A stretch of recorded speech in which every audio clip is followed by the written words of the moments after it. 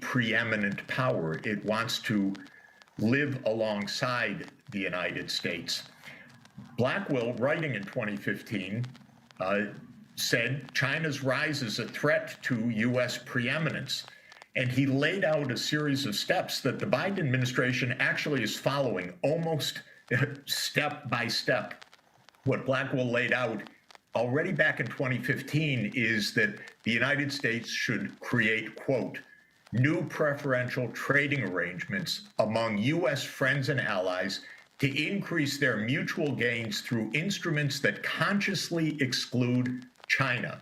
There should be a technology control regime to block China's strategic capabilities, a buildup of, quote, power political capacities of U.S. friends and allies on China's periphery, and strengthen U.S. military forces along the Asian rimland despite any Chinese opposition.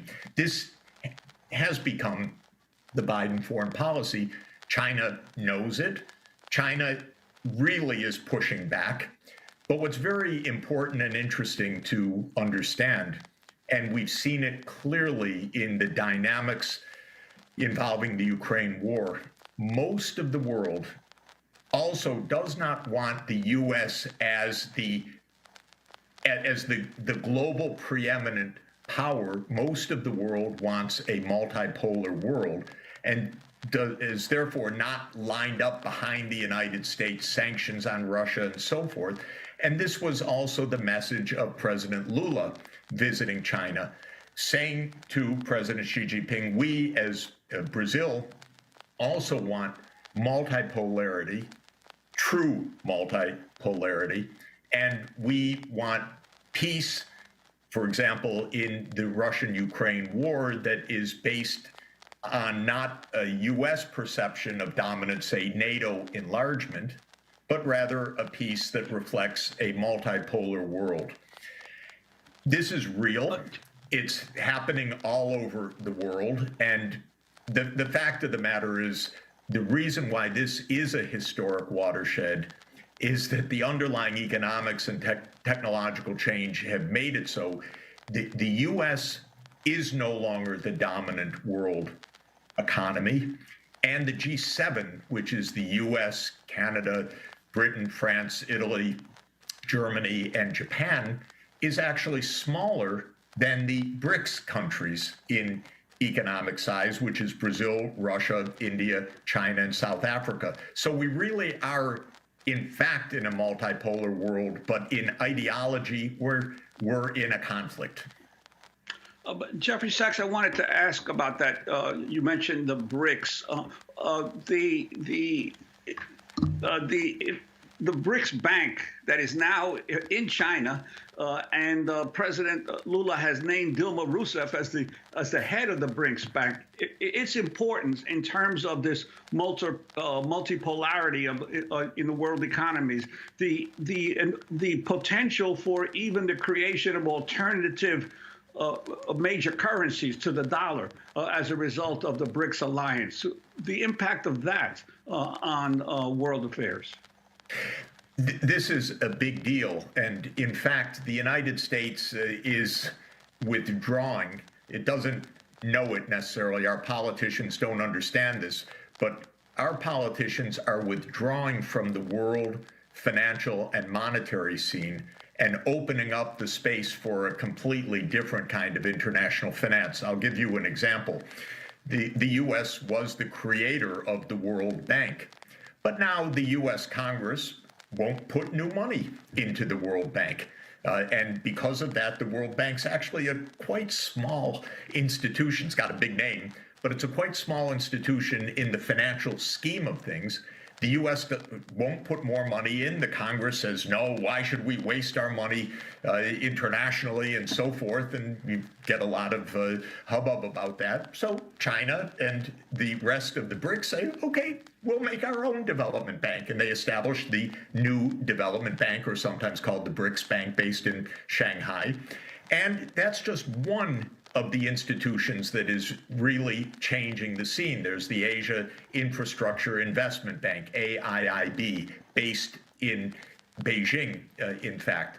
There is, as President Lula said, and it's happening also in the context of the Ukraine war, a move away from the use of the dollar, which the United States has thought, well, that's our ace in the hole. You know, that is our ultimate hold on things because we can use sanctions, we can use our financial control to keep other countries in line. But other countries are saying, not so much. We'll trade in renminbi. We'll trade in rubles. We'll trade in rupees. We'll trade in our own national currencies. And they're quickly setting up alternative institutions to do this. The United States doubles down. We will confiscate your reserves. We will, if you don't follow. And the other countries are saying, you know, if you want to go through the UN and get really multilateral rules, we're with you. But if you want to just impose the rules, we won't follow along. And so we have this very funny expression called a rule-based international order. The United States government uses it every day. But what does it mean? Who writes the rules? And what most of the world wants, in fact, is rules written in a multipolar or multilateral setting, not rules written by the United States and a few friends and allies. I wanted to ask you, you've been an advisor to the United Nations for quite often. The issue of how much longer the permanent members of the Security Council can keep the number to 5, because clearly Brazil and other countries of the global south have been saying the UN needs to be reformed. And countries from Latin America, specifically Brazil and Africa, should have representation on the UN Security Council, permanent members. Yes, you know, the P5, the permanent 5, which is the United States, China, Russia, France, and the United Kingdom, was the World War II victor group in 1945. They wrote into the rules of the UN, incidentally, that they would be the permanent Security Council members and have a veto over any change in the UN Charter. So it's really a group that gave itself power that the other 188 countries of the world look on and say, what is this? We need change. I would say the country that is most amazed and frustrated by this, in fact, is India. India is now the most populous country in the world. The United States has 335 million, roughly, in the population. Britain, France, roughly 60 million. India, 1.4 billion, not on the Security Council, a nuclear power, a world superpower, the president of the G20 this year, really not happy about that. Brazil, the largest economy of South America, similarly not on the Security Council. So this has been an issue for more than 20 years. The P5 in various ways have blocked particular countries, but added up, the P5 have said, you know what, this is our club. We want to stay as the permanent 5. But I think as we really face the reality of it's not just a post-US dominated world, but actually a post-Western dominated world, because it was the US as the dominant power among the so-called West, which means the US, Britain, European Union, and honorary Western membership, Japan, let's say. But we're post-Western as well as post-US in dominance. And these international institutions will need to change, or they won't function in the 21st century. And if they don't function, it's actually a disaster for us. If they didn't exist, we'd have to make them because we need them to function. So we also need to renovate them. I wanted to talk about China negotiating these various agreements. Let's turn to Brazil's President Luiz Inácio Lula da Silva, speaking before his meeting with Chinese President Xi Jinping. O que o Putin quer? O Putin não pode ficar com terreno. What does Putin want? Putin can't keep Ukraine's territory. Maybe we don't even discuss Crimea, but he will have to rethink what he has invaded. Also, Zelensky can't have everything he wants to demand. NATO will not be able to set itself up at the border, so this is something we have to put on the table. Eu acho que essa guerra já passou da conta. O Brasil já fez a crítica que tinha que fazer. I think this war has dragged on for too long. Brazil has already criticized what it had to criticize. Brazil defends each nation's territorial integrity, so we disagree with Russia's invasion of Ukraine. Because it looks like Ukraine is on the verge of a major counteroffensive against Russia. And in order to do this, needs massive support from Western countries, meaning military weapons. Can you talk about what China's role is here, the peace plan it has put forward, but also these other deals that China is helping to negotiate, like the successful rapprochement between Saudi Arabia and Iran, and then what they're suggesting about Israel and Palestine? President Lula uttered in a few words the core of this issue that most of our media dare not explain to the American people, and that is the expansion of NATO. This is a war fundamentally about the U.S. attempt to expand a U.S. military alliance to Ukraine and to Georgia. Georgia is a country in the Caucasus, also on the Black Sea. The U.S. strategy, going back decades, has been to surround Russia in the Black Sea, with Ukraine, Romania, Bulgaria, Turkey, and Georgia, all NATO members surrounding Russia and its naval fleet in the Black Sea, with a naval fleet that has been the Black Sea naval fleet of Russia since 1783. Russia has said, this is our red line, and it has said that for decades. And it said this clearly in 2007, before George W. Bush Jr. had I'll call it the harebrained idea to announce in 2008 and force NATO to announce that Ukraine will be a member of NATO. And this is what President Lula was saying, and what President Xi Jinping of China has been saying. We can't have a war that is essentially a proxy war between Russia and the United States over the expansion of the U.S. military alliance right up to a 1,200-kilometer and more border with Russia, which Russia views, and I would say understandably views, as a fundamental national security threat to Russia. Keep some space, keep some distance. That's President Lula's meaning. That's what China means when it says in its peace plan, we want a peace plan that respects the security interests of all parties. What that is code word for saying, make peace, end the war, but don't expand NATO right up to the border. The American people have not heard an explanation of this all along. It's shocking to me because as a close observer of this for 30 years, this has been the casus belli. And yet our newspapers won't even report the background to this. But this is why China, South Africa, India, Brazil are saying we want peace, but we don't want NATO expansion as the meaning of so-called peace. We want the big superpowers to give each other some space and some distance so that the world isn't on a knife edge. That's exactly what President Lula was saying, and it's exactly what the meaning of the Chinese peace initiative is to say, yes, absolutely make peace, protect Ukraine's sovereignty and its security, but no to NATO expansion. But the Biden administration won't even discuss this issue.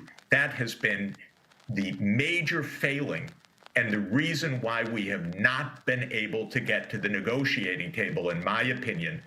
Even when Zelensky said in March 2022, maybe not NATO, maybe something else, Russia and Ukraine were close to an agreement, and the United States intervened with Ukraine and said, we don't think that's a good agreement, because the U.S. neocons, so-called, have been pushing for NATO enlargement as the core of this issue. But this goes back to the more general point for us, which is that what is at stake in Ukraine and over Taiwan and many other issues from the point of view of China or Russia or other countries, including Brazil, now Saudi Arabia, Iran, and others, is whether the U.S. does what it wants to do or whether the U.S. respects some limits based on what other countries say, well, this is what we think, so that we need true multipolarity, not U.S. dominance alone. Rules written. Said it was irrational. Frankly, his response was irrational. Meanwhile, we've had actual Code Pink members have met with representatives of China in Washington, D.C. to thank the Chinese government for coming up with this peace plan and for playing a peacemaker's role. I mean, whatever people think about China and whatever criticisms they have, I think we have to be very clear that China, as you mentioned, has maybe one or two overseas bases. It's not a threat militarily, and it is trying to play the role of peacemaker, not just in the Middle East, but also in Ukraine.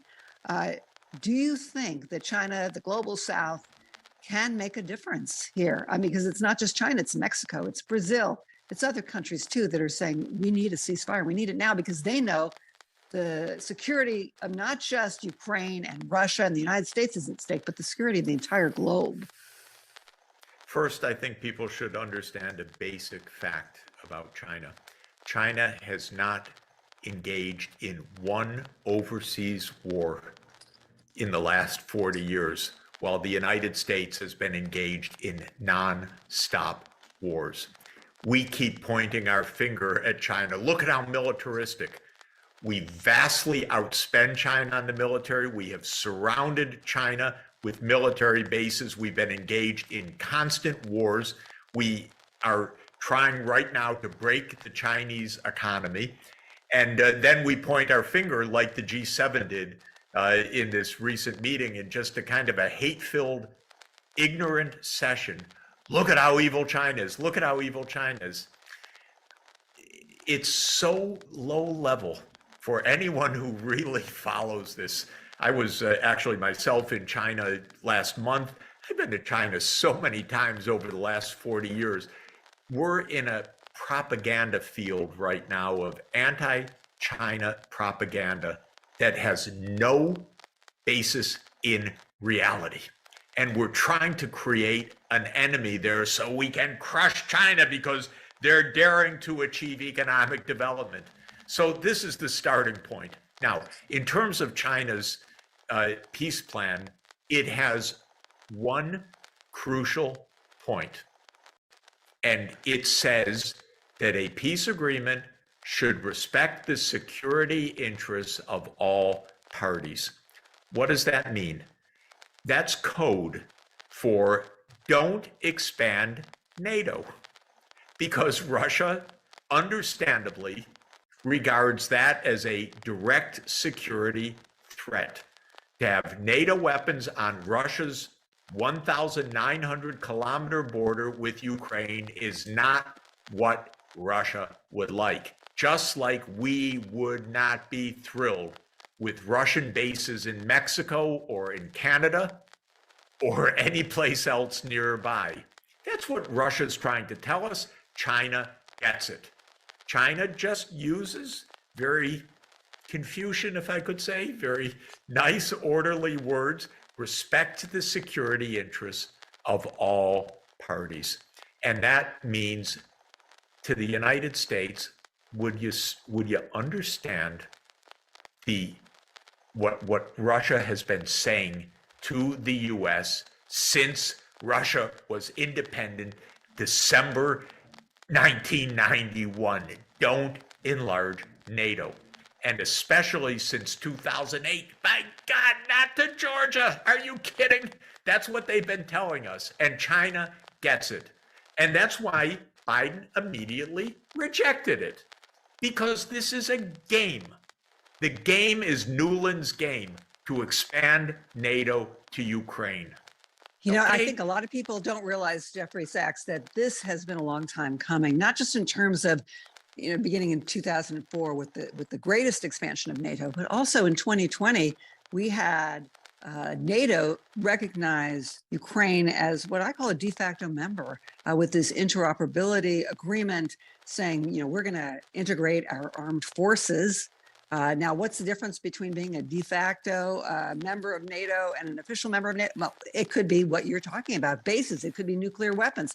People say, well, Ukraine gave up its nuclear weapons. First of all, they should all give them up, right? We should be pushing for the treaty on the prohibition of nuclear weapons, which NATO emphatically opposes. So NATO, and by the way, if I may just, if I may weapons. just say that under the Nuclear Non-Proliferation Treaty, of which we are a major signatory, we are bound to nuclear disarmament, but we're not even trying right now. So we're not even honoring the treaties that we're in, much less joining the treaties that we ought to be joining. So this is a terrible thing. And by the way, that's a huge budget cost. That is hundreds of billions of dollars that we're spending on, quote, modernizing the nuclear weapons rather than negotiating nuclear disarmament. So that's another part to come back to the budget story of the past. But this story of NATO goes back actually to the early 1990s. I spoke with a wonderful historian recently who told me that in documents that he is reviewing, he hasn't published yet, Ukraine was already on a list for NATO enlargement in 1992. Now, that's, years before Putin's anywhere around on this. This is a plan that goes back to the neocons with Cheney and Wolfowitz and Rumsfeld in the Bush administration. So this goes back and now, interestingly, if you look up, it's a fascinating article. Zbig Brzezinski in 1997 in Foreign Affairs magazine. Mind you, this is before Putin's president by years. In 1997, Zbig Brzezinski spells out the timeline for expanding NATO to Ukraine. And he says almost exactly the sequence as it actually happened, because what he was writing in 1997 was not just his ideas, he was writing what was already in the works inside the government. So this is a story that goes back 25 years at least, and it's been hidden from the American people. And they thought they'd get it on a bluff. The real idea of the United States was, what's Putin going to do? We're going to expand NATO, and what's he going to do? And he's going to complain, and we're going to say it's none of your business, and we're going to expand. And that was really their idea. Then Yanukovych got in the way. Yanukovych, president of Ukraine, who said, no, I don't want Ukraine to be in NATO. That's very dangerous. We'll be neutral.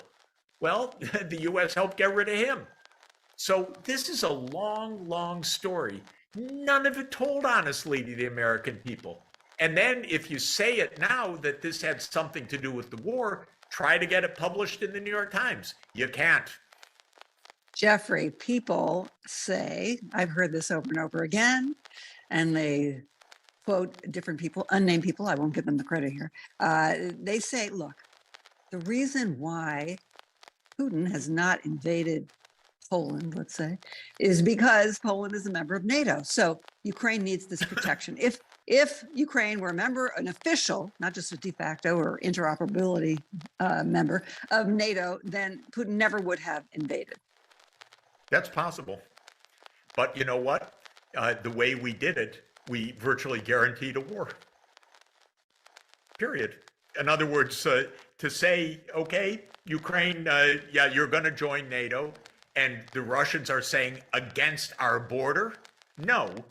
And then letting, as this occurred, they said, you keep pushing this, we're going to have war. And the war started in 2014 because the safety for Ukraine was when Ukraine was saying, we don't even want it. Stop. Don't get us into the middle of this war between the two of you.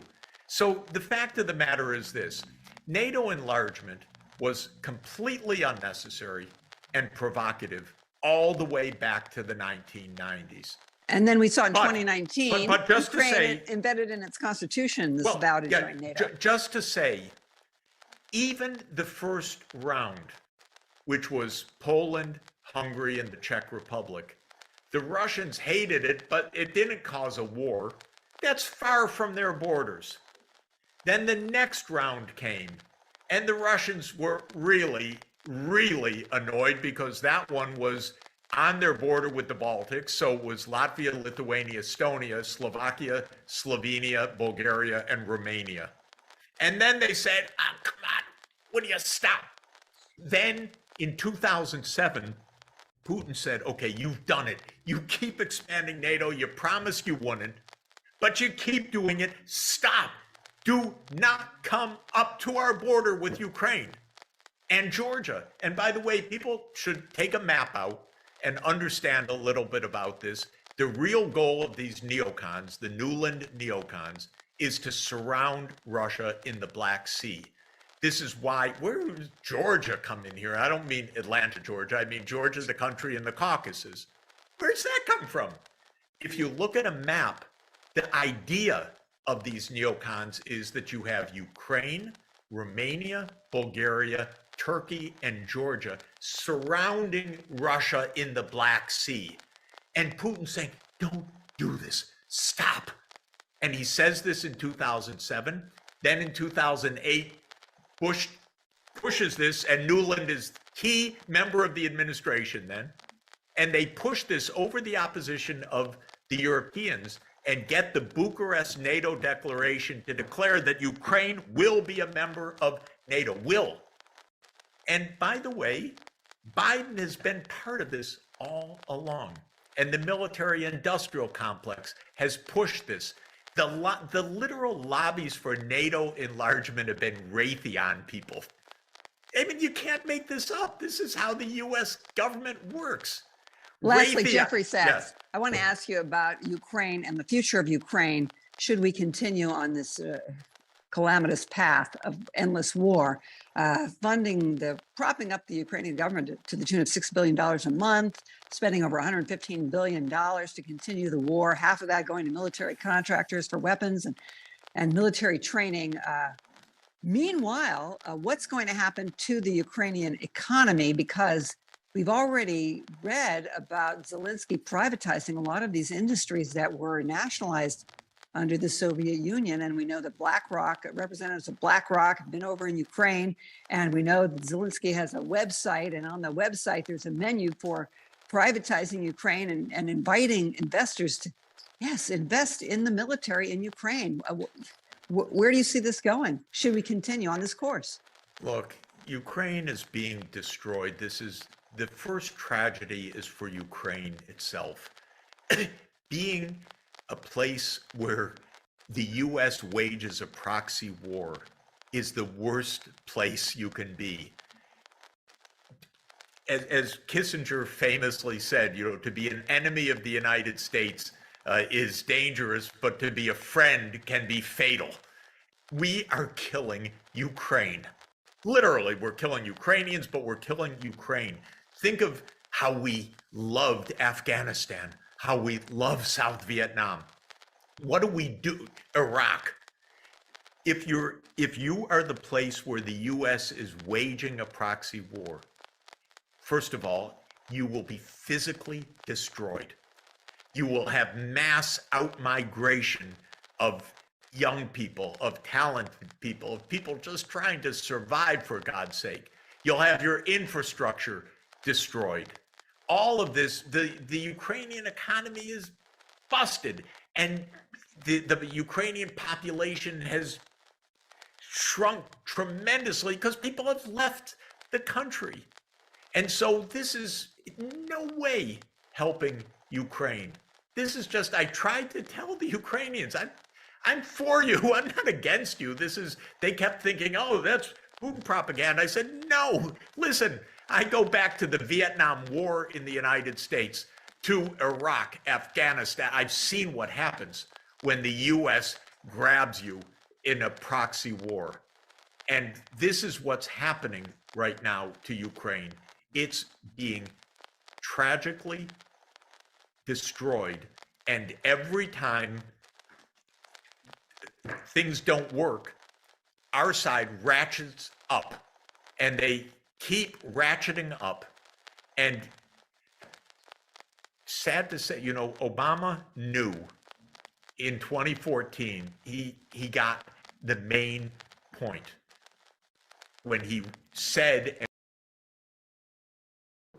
and that was a real point, because the Christian communities, the emperors took care of their business, and the bishops took care of the poor in a division of responsibility that started around the 4th century AD in the West. Skipping ahead 1,000 years, philosophy changed starting around 1500 in a rather deep way. And while Aristotle taught, for example, that politics is a field of ethics, and Aristotle's book, The Politics, which is the first book of Western political thought, no, let me say it's the first book of Western political science is the better way to say it, because Plato had written the Republic a generation earlier. But it's the first book of political science.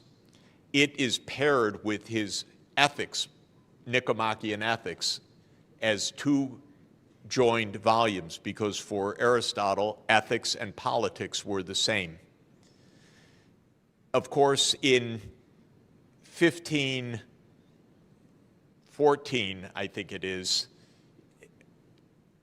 Machiavelli wrote a very different political science. He wrote a handbook for the prince, which was about how to maintain power.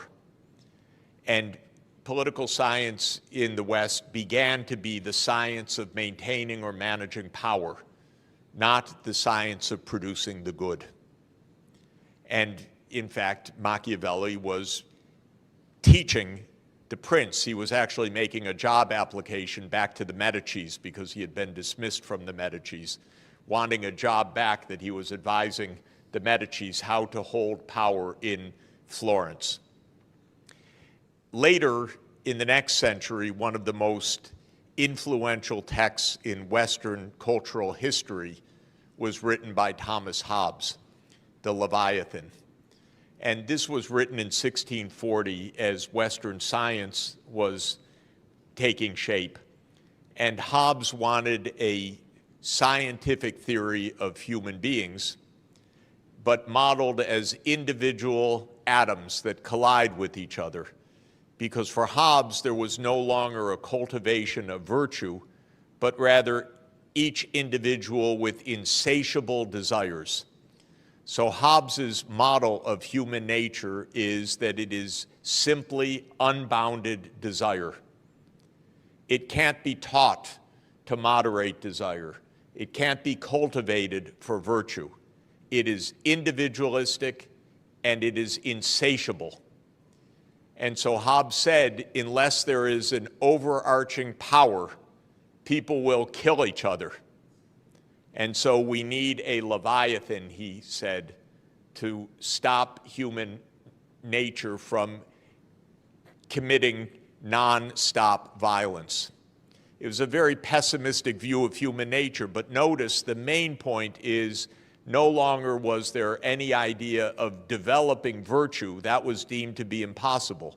Instead, one needed institutions to reflect harsh reality. This is the flip of philosophy. It's no longer about cultivating the good. It is about controlling the bad. Then interestingly and importantly, this was amplified at the beginning of the 18th century, first by a very influential public intellectual, Bernard Mandeville, who wrote an essay in London called The Fable of the Bees. And in the fable of the bees, the most aggressive bees win, but they make the hive powerful and great. And if you try to control the avarice or the vice or the aggression of the bees, the hive actually dies. So this was now a philosophy of empire, that power seeking was good because it would make the society powerful and wealthy and able to dominate over the other bees. So it was taking Hobbes and adding another element. One beehive taking dominance over others. And clearly this was a philosophy that appealed to the emerging British Empire.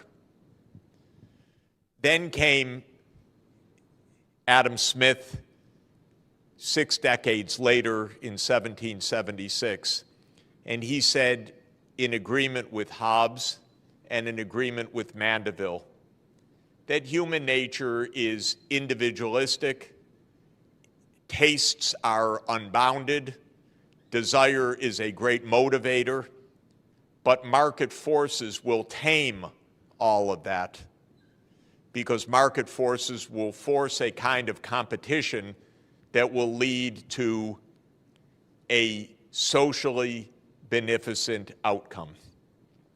The point is, the Anglo-Saxon philosophy broke free of more than 1,800 years of Western tradition. The Western tradition from Aristotle and Christianity was a tradition of the common good, virtue, and care for the poor. With the rise of the British Empire, the philosophy became the benefits of power as a philosophy. And then even the idea that this would lead to, quote, the common good. But there are two more steps that are important to state. The poor became an enemy because now they were a drag on society. So John Locke, one of our most esteemed philosophers, wanted very harsh treatment for the poor so that they would not be burdens on society. And then came Malthus. Thomas Malthus wrote after Adam Smith, one generation later in 1798. And he proposed something even darker, which is that those hives, those different societies, are actually in competition for survival with each other, because there are more people produced than can be supported.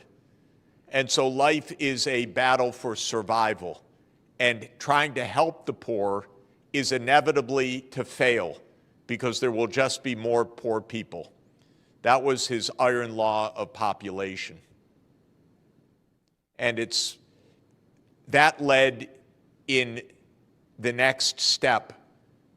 Darwin took that idea brilliantly from a scientific point of view to understand natural selection. But the later 19th century philosophers took that idea as a struggle across nations, and that now nations or peoples or races were in the struggle for survival. And this became known as social Darwinism. And the idea was, not only should there be no beneficence, if you help your own poor, you will weaken your society compared to others, and indeed you're in a struggle for survival. And this gave rise to the worst crimes of history, because Nazism actually, as a philosophy, which it was based on social Darwinist pseudoscience. And this idea, the German people will survive or the Slavic people will survive. And so this is a war even to extermination. Now, this kind of idea led to the worst cruelties, but we are still in a mindset in the Western world where it is competition and struggle that is the absolute underpinning of society. When I studied economics, I was taught about perfect competition. I was never taught even 1 minute about perfect cooperation. The idea doesn't even exist in economics. It's not even developed in one paper that I know of, because the idea of cooperation as a norm doesn't exist. It happened, this notion of letting greed motivate action perhaps did generate the spirit of innovation to some extent. But the way that it was championed and taught, of course, led to the worst excesses. So the world became rich, and those who were rich became devoid of benevolence and compassion. And a terrible writer in the United States who became quite popular, Ayn Rand, a kind of popular philosopher among young people and among many politicians, wrote a famous essay about the virtues of selfishness. So selfishness became the virtue, actually. That's the literal title of an essay. It's unbelievable, and she is championed by many still. These novels are unbearable to read, but they are part of our philosophy. So I went on too long, I know, because the sign told me to stop 5 minutes ago. But so that's not very benevolent of me. But let me say the following. I believe we've had a deviation from the right path in Western civilization. There are roots of Western culture that we can really use to find a path of virtue and politics that is ethical. But the Anglo-Saxon version deeply lost this tradition. And there are many fascinating reasons for this, but it was mainly the rise of power of the British Empire, which was in many ways an extremely nasty empire. And the United States learned everything it knows from the British Empire because it aims to be the continuation of the British Empire after World War II. And this is what needs to end, a world that can return to the common ethical principles of virtue. Now, let me just conclude by saying I am hopeful that this can actually happen. And I think you at the table need to help lead that. And we need to help explain these things. And when President Xi Jinping launched last year the Global Civilizations Initiative, I think that this is actually an important opening that is very positive, because China has said we should go back to our roots of culture to find a way forward, which I very much subscribe to. And the GCI, or Global Civilizations Initiative, is an invitation across civilizational wisdom. And I hosted a meeting in Athens last month, co-hosted with the Academy of Athens, a Aristotle-Confucius symposium on ancient wisdom for modern challenges that brought together Chinese and Western philosophers. We didn't have Buddha properly at the table except one very distinguished Buddhist thinker from Cambodia, but we need more of that. At the end of this meeting, we agreed that we would have a second symposium This time, I hope it is the Aristotle Buddha Confucius Symposium in Shufu, in Shandong province in July.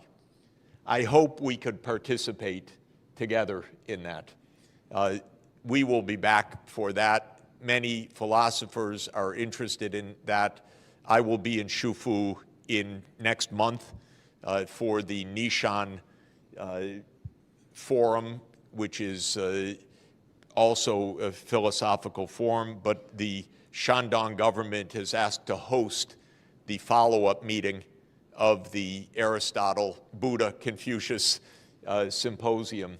And I believe that this idea of East and West deep philosophical traditions, finding the deep humanity that is common across them, is extremely important and powerful and can really contribute to an understanding which right now doesn't exist.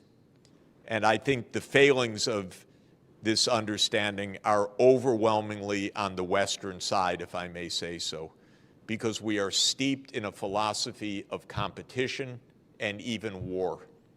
And this mindset is taken as given, but it is actually a recent phenomenon. It is an imperial phenomenon, and it needs to be put aside. So I believe that this actually can be done. Can I have 2 more minutes?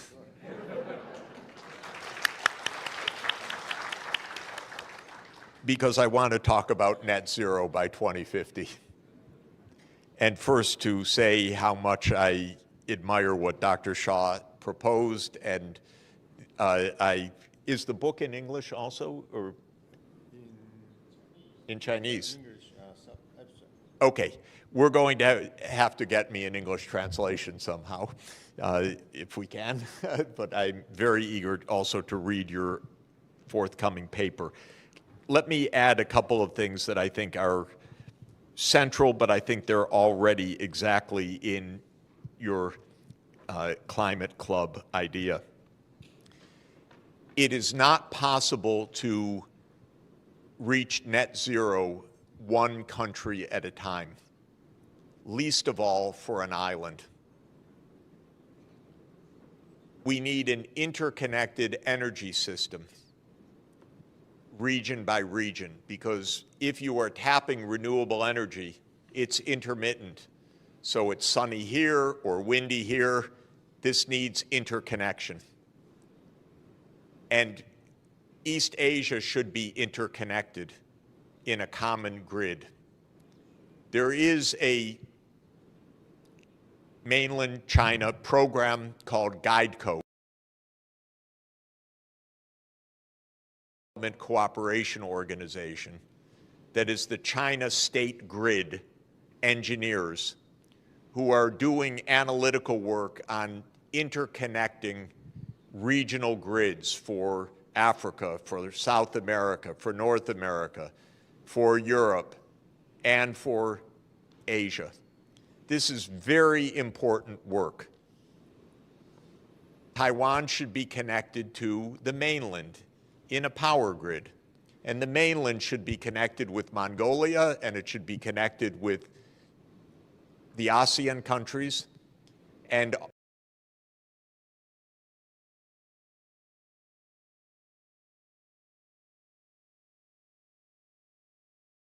with submarine system. It would be region, the economic powerhouse of the world, rather than a battleground, because this region has everything if it works together. And it could lose everything if it views the region as a battleground.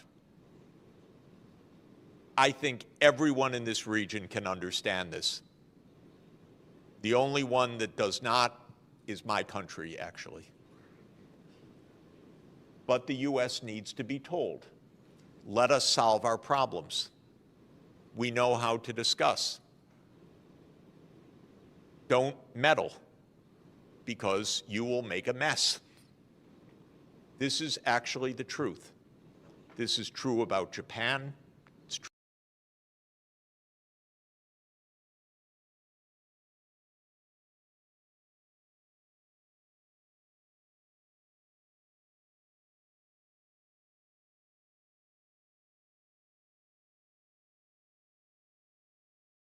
of zero carbon energy and all the cooperation that would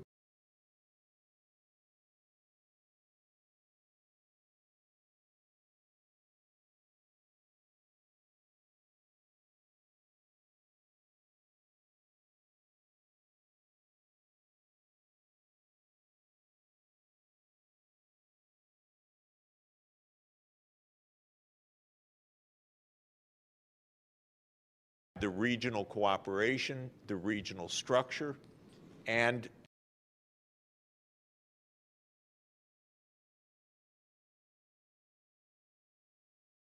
pose and probably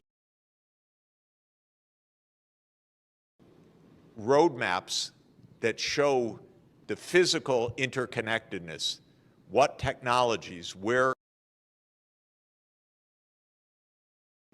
as I've been saying,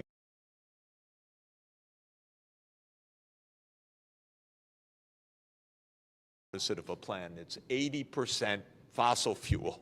What plan is that? Nothing.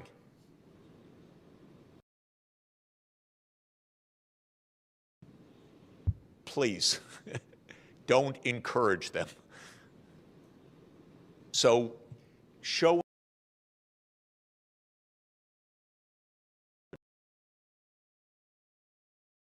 fantastic work.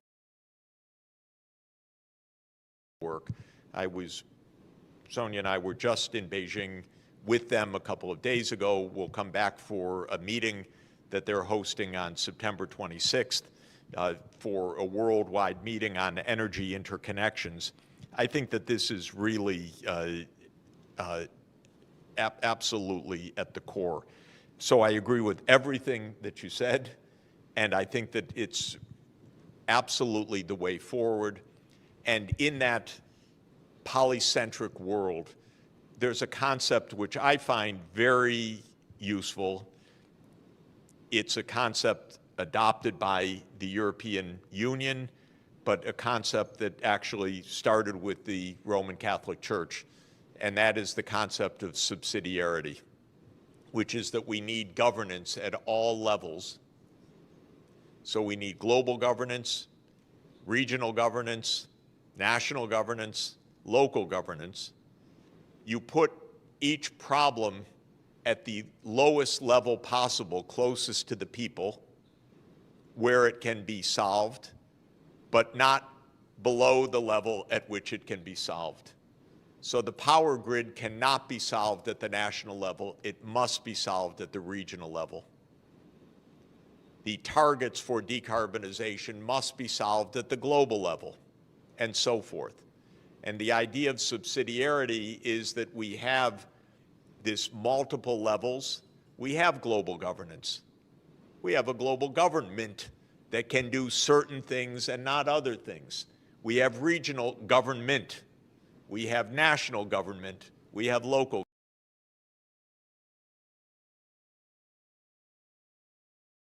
Talked about is environmentally destructive, because the much vaunted economic processes don't take care of their physical byproducts.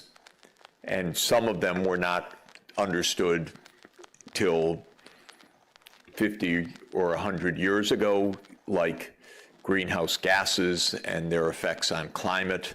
That required a scientific breakthrough of a quite deep order to understand that. It came by the end of the 19th century, and then it took at least 75 years to create measurement systems to verify the science. And we've more or less known from around 1980 that humanity is really changing the climate in ways that could be dangerous. And we're still struggling with that fact, because what brought us that wealth in the first place, starting in the 1800s, was fossil fuels. And then we discovered about halfway through, oh, those are dangerous. That's not good. So this is the second big problem, is that we have an economic system and a set of laws, rules, regulations, a global commons, the open seas, and many other factors of our economic system that mean that the scale of production is now self-destructive. And as I say, we've understood this intellectually at least for about 50 years.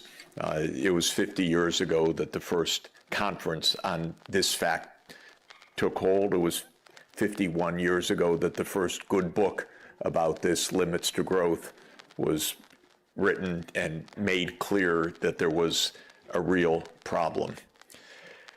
And we've not finished solving that problem. But let me stipulate the following, just like I did for the first one. There's nothing fundamental about these environmental challenges that is beyond our solution, even with our current knowledge base. In other words, we already in 2023 have the range of technical solutions to 90% of the greenhouse gases, not 100%. We definitely don't face a choice between food and nature. We face a choice between destructive and non-destructive forms of food production. That's a very different choice. I haven't found in 40 years of my work on this a fundamental barrier to economic well-being and environmental sustainability. So I'm not in the degrowth school of thought, which says that what we really need is to reverse economic development. Not all economic development is good for human well-being. That's a different matter. But I'm not of the school of thought that says we've created a kind of society that is completely inconsistent with our environmental necessities or our environmental well-being or health. What we have is a very flawed economic system, legal system, regulatory system, incentive structure, so that we adopt or continue with technologies that are very ill-advised and do lots of stupid things because it's possible to make money off of those stupid things, rather than do the things that we should be doing. And I've not seen in all of my experience any calculations that show me that that doing the right things is beyond our reach, beyond our budget, beyond our economic means. For example, all of the estimates about the energy transformation to a zero carbon energy system suggest that it's 1 or 2% of world output that is needed to make that change. That's really strange. It's not that it's 50% of world output that's needed. It's not that this is cataclysmically expensive and we're just doomed, as if an asteroid were coming to hit the planet and we have nothing to do. No, we have clear, very, very clear things to do. Sometimes we have too many possible things to do, so we don't know which one to take, so we're paralyzed. Should we do wind or solar or nuclear or this? I don't know. We won't do anything right now. We're making money with what we're doing. So we're paralyzed, or we know what to do, but there are strong vested interests saying don't do it because I'm making too much money in the short term doing the destructive things. Or it just is complicated and hasn't been thought out properly because this is something absolutely new. It was rather straightforward to build a coal plant, but it's not so straightforward, perhaps, to build offshore wind or solar fields or something else because of storage or other issues. So there are just complexities. But that's the second big category of challenge that we face, which is this economic, environmental collision course, which again needs analysis and then needs to ask, how deep is the problem? And for me, and how solvable is the problem? So the climate crisis is very deep, but it's also rather solvable. And there are some puzzles, definitely. What should big ocean tankers run on? Should it be hydrogen fuel cells? Should it be ammonia? Should it be hydrogen combustion?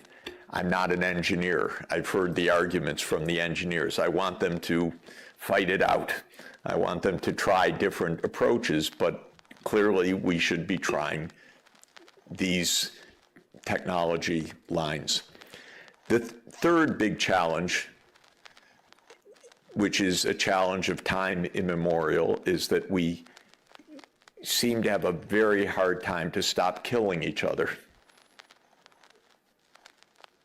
So war becomes ever more dangerous because the weapons become ever more destructive.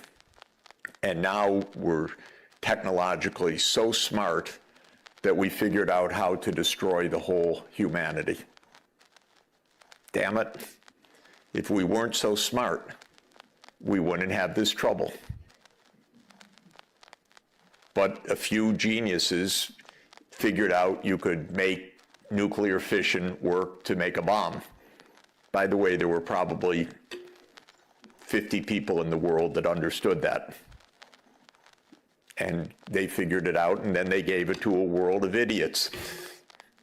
So we have a lot of dumb people who are in charge of nuclear weapons, and they were made by a few geniuses. That's our problem. So this is our third issue, which is how to stay peaceful and cooperative. To my mind, these are the three big issues that we face, which is how to be fair and decent to people who are suffering, how to make sure that we're not self-destructive because our economic system is actually a complicated set of incentives that doesn't get things right, and there's no magic in how we have organized our economic life to handle issues like greenhouse gases, which weren't in Adam Smith's Wealth of Nations and are not part of the things that a free market can solve, and so forth. And the third is this interminable problem that if you read human history, we've been fighting with each other most of the time, but there are also glimmers of hope that there are long periods of peace, and we also have institutions for peace just like we have institutions for war. One of the things that makes me quite optimistic about China's rise is that China has been much more peaceful in its history than just about any other region of the world. And the amount of interstate war of China over the last 2,000 years is actually quite low. It's basically been wars of pastoralists coming from the north and sedentary farmers trying to fight them off. And that's been most of China's wars for 2,000 years. If you look at Europe's wars, it was just kill each other across the divide for 1,000 years, nonstop.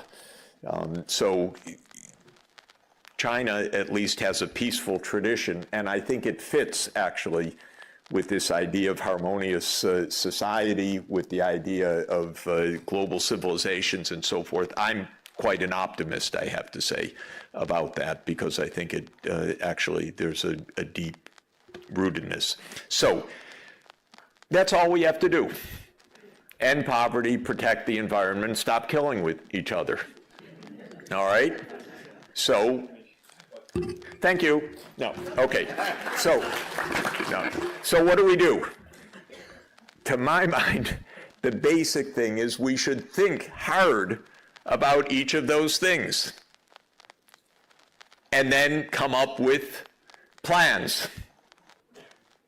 That's the most basic idea. That sounds so dumb. Why am I saying that after 40 years? Don't I have anything more intelligent to say? And the thing is that the way that our social systems work is not to think and then solve these things. And that's very interesting. Our economic system is designed around a different principle, which is let people do what they want, get rich, go find your job, go buy what you want, but not solve problems. So in economic land, it's not oriented towards solving problems. It's oriented towards doing your thing. Businesses are supposed to go make profits, and we're supposed to be good consumers, and we're supposed to be smart in the job that we pursue. But at least in market economics, which became the dominant ideology of the Anglo-Saxon world and then the world, it isn't to solve problems, it's go do your thing. So don't expect the answers to these problems to come from the economic sphere or from the business community. It's not their job. Their job is to run a business, it's to make money. So that's problem number one, that we don't think in the economic sphere about end goals. We're supposed to just do our thing. And then politicians. In most politics, it's not about solving problems. It's about maintaining power. And that's even the goal. And you have experts on maintaining power. All the politicians have little Machiavellis around them, handing them, this is what you need to do to stay in power. And that's your goal. And so politics, at least in my country, has very little to do with any goals. I don't know what any American goals are. We have no goals. We have some heroes, our founding fathers. We love the Constitution. We like the July 4th Independence Day, but we have no goals. And even when I hear Dr. Zhao talk about China's goals, you could not have that in the United States, stating those goals, because that's socialism. You're not allowed to have goals. So politics is not oriented towards solving problems. Really, it's management of power, competition for power, holding on to power, benefiting from power. And so we don't see from our governments most of the time these big goals and how to solve them. I really think China's been different in this period, the last 40 years, from most other governments. And I think the success is a result of that, actually, that it's really, and why? Well, I think this is a very interesting question, but a few countries at a few times have very clear goals. Maybe because of survival, maybe because of their past history, maybe because they have a successful neighbor, so they want to imitate the success. Maybe, like in Singapore, because a genius came, Lee Kuan Yew, and he had a very, very clear idea. And really, Singapore, it is a case of a very clear, brilliant thinker who just guided things for quite a while, like Plato's philosopher king. But most of the time, this is not how politics is. So we don't see a lot of this problem solving coming from governments. And the third thing is, in my country, which became the most powerful country in the world for the last 75 years militarily, they really think that fighting wars is a big part of what governance is about. They're crazy and dangerous and could get us all killed. So that third category of just peaceful cooperation does not come easily. Every day we read something hateful about China in the American newspapers now. Every single day. I just read today, China has the Global Civilizations Initiative. Wonderful. You talked about it. Today I just read, this is terrible. This is, China's out to take over the world through this. Now, honestly, this is a mindset that is very, very deep, probably ingrained evolutionarily in us also, because there probably was a time when whoever could control the next water hole survived, and whoever didn't survive, and it was us or them.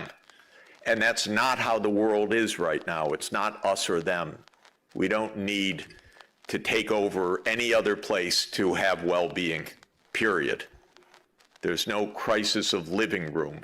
There is only the crisis of understanding, don't kill the other side. Okay, so what do we do? Again, just to conclude, we need to think clearly. Excuse me. That's a technical term about American politics. So we need really to put serious ideas forward in detail. And that's the purpose of what we're after. And two specific pathways that we're really focusing on right now is, one is the energy transition, because there's only a quarter century and an energy system's really complicated. You have to have a power grid. We have to convert all the vehicles to electric or to hydrogen or to some other non-emitting source. The building sector has to be far more efficient. Industry emits a lot of greenhouse gases. Deforestation. In other words, all of the getting to net zero is quite a complicated challenge with lots of moving parts, and it's a lot of money. Not more than an energy system costs, but an energy system is trillions of dollars a year, and so it's worth getting right. So that's the first of the pathways. And the second is the land use and ocean use, because we're really so close to destroying everything irreversibly. When the species is lost, it's never coming back. And when the ecosystems are degraded, many of them never return. And if we pass climate thresholds, we're just going to spend the next century in disaster of calamitous sea level rises, storms, heat waves, and so on. So we're very close to that. So those are the two main pathways that we are really focusing on: the biological and its association with food production and with other agricultural production. And for this region, that's central, because this is a biodiversity Garden of Eden, and also a biodiversity threatened region intensively. All this beauty, and it's being torn down. And it can happen so fast because economies are very, very large right now, and demands. China could deforest this country just by its demands for tropical hardwoods without a problem, unless you take care. So those are the two areas that we really want to focus on. And the final point that I want to say is, again, about this third category of cooperation. It happens that when you look technically at an energy program or at a ecosystem program, no country can do this by itself. Nothing can be done other than at the local level, but plans need to be transnational without question. So there's a lot of local action, but they have to be part of a broader framework. And that's why this is an ASEAN workshop, because ASEAN countries are not only together on the map and not only physical neighbors, but have work to do together, because ASEAN countries cannot achieve their goals without working together. And so we need to do this at a transnational planning level. That's hard because there are no elected transnational officials anywhere. All transnational organizations are weak because none of them has an army. None of them has political leaders. We're organized at the national level in the world. That's where the physical force lies. And that's where the politics generally lies. And yet we have global and regional problems that need addressing urgently. The Mekong is not going to be saved one country at a time. It's going to be saved by China, Laos, PDR, Cambodia, Vietnam working together. Without question, there's no way to do that one country at a time. It's got to be done in the watershed. The energy system for Malaysia absolutely needs to be integrated with the rest of the region. And those regional institutions are weak politically and organizationally, and they need to be strengthened considerably. And then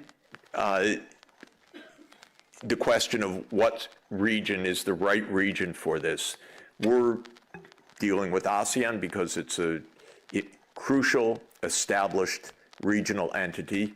But I said yesterday, and I'll say it again, I think for the energy sector, RCEP is even more appropriate. That's adding in ASEAN plus China, Japan, Korea, Australia, and New Zealand. The United States would have a fit, by the way. I'll be done in 1 minute. The US would have a fit. You're cooperating with China? Well, my strong advice to you is cooperate with China closely. And my strong advice to Australia is don't build a submarine base, cooperate with China. And let's not waste money on nuclear submarines right now and raise the tension more. So my own advice is that broader group, and I hope India joins that group, and then we've got a lot of the world together in a way that could actually solve the problems. So sorry for the long rambling, except I believe that all of these problems are solvable. I believe that universities have a unique and extremely important role to play in this, because this is what we should be doing. Training, teaching, educating, researching, policy analysis, and really trying to make politics work the way that it should, which is for the common good. Thank you.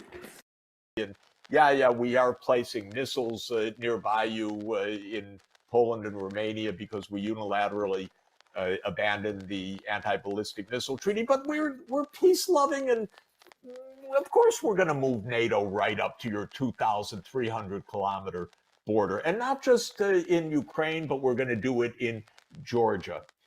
Fascinating, by the way. People, please take out a map and look up Georgia, not the one next to Florida, but Georgia in the Black Sea, on the eastern boundary of the Black Sea, because that country is not a North Atlantic country. So why would it ever be in NATO? And yet the United States wants to push NATO to Georgia. And if you look at a map, I can explain in 30 seconds why that is, because the intention of the United States is to surround Russia in the Black Sea. Ukraine, Romania, Bulgaria, Turkey, and Georgia creates an encirclement. And Russia's naval fleet, the Black Sea Warm Water Naval Fleet, is in Sevastopol, Crimea. And it's been there, by the way, since 1783.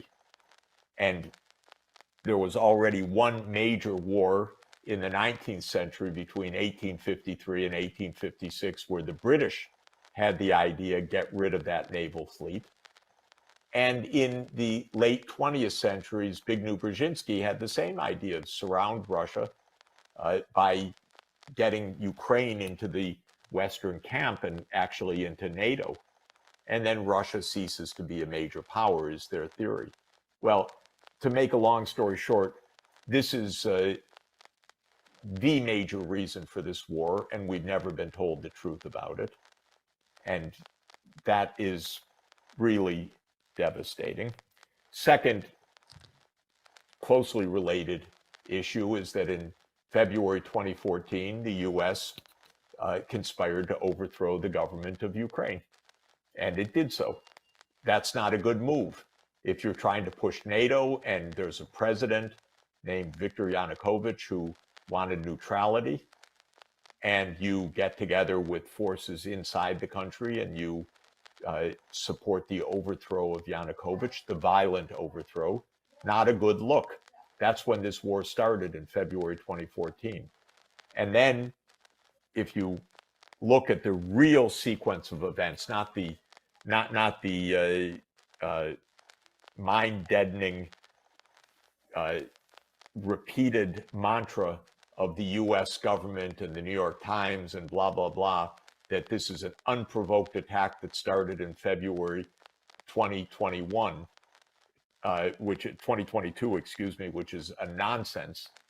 This isn't an unprovoked attack, and it didn't start then, it started in 2014.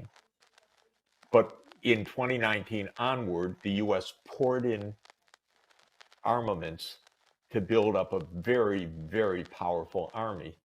And when Biden came in, he doubled down on this whole thing, because Biden and his team, Sullivan, Blinken, Nuland, have been part of this story since 2014, and really before, because Biden's always been an advocate of NATO enlargement. Biden's got some dark side still to be explained about Ukraine as well, because of Hunter's involvement. We don't know what that is yet, but there's something not good at all about that.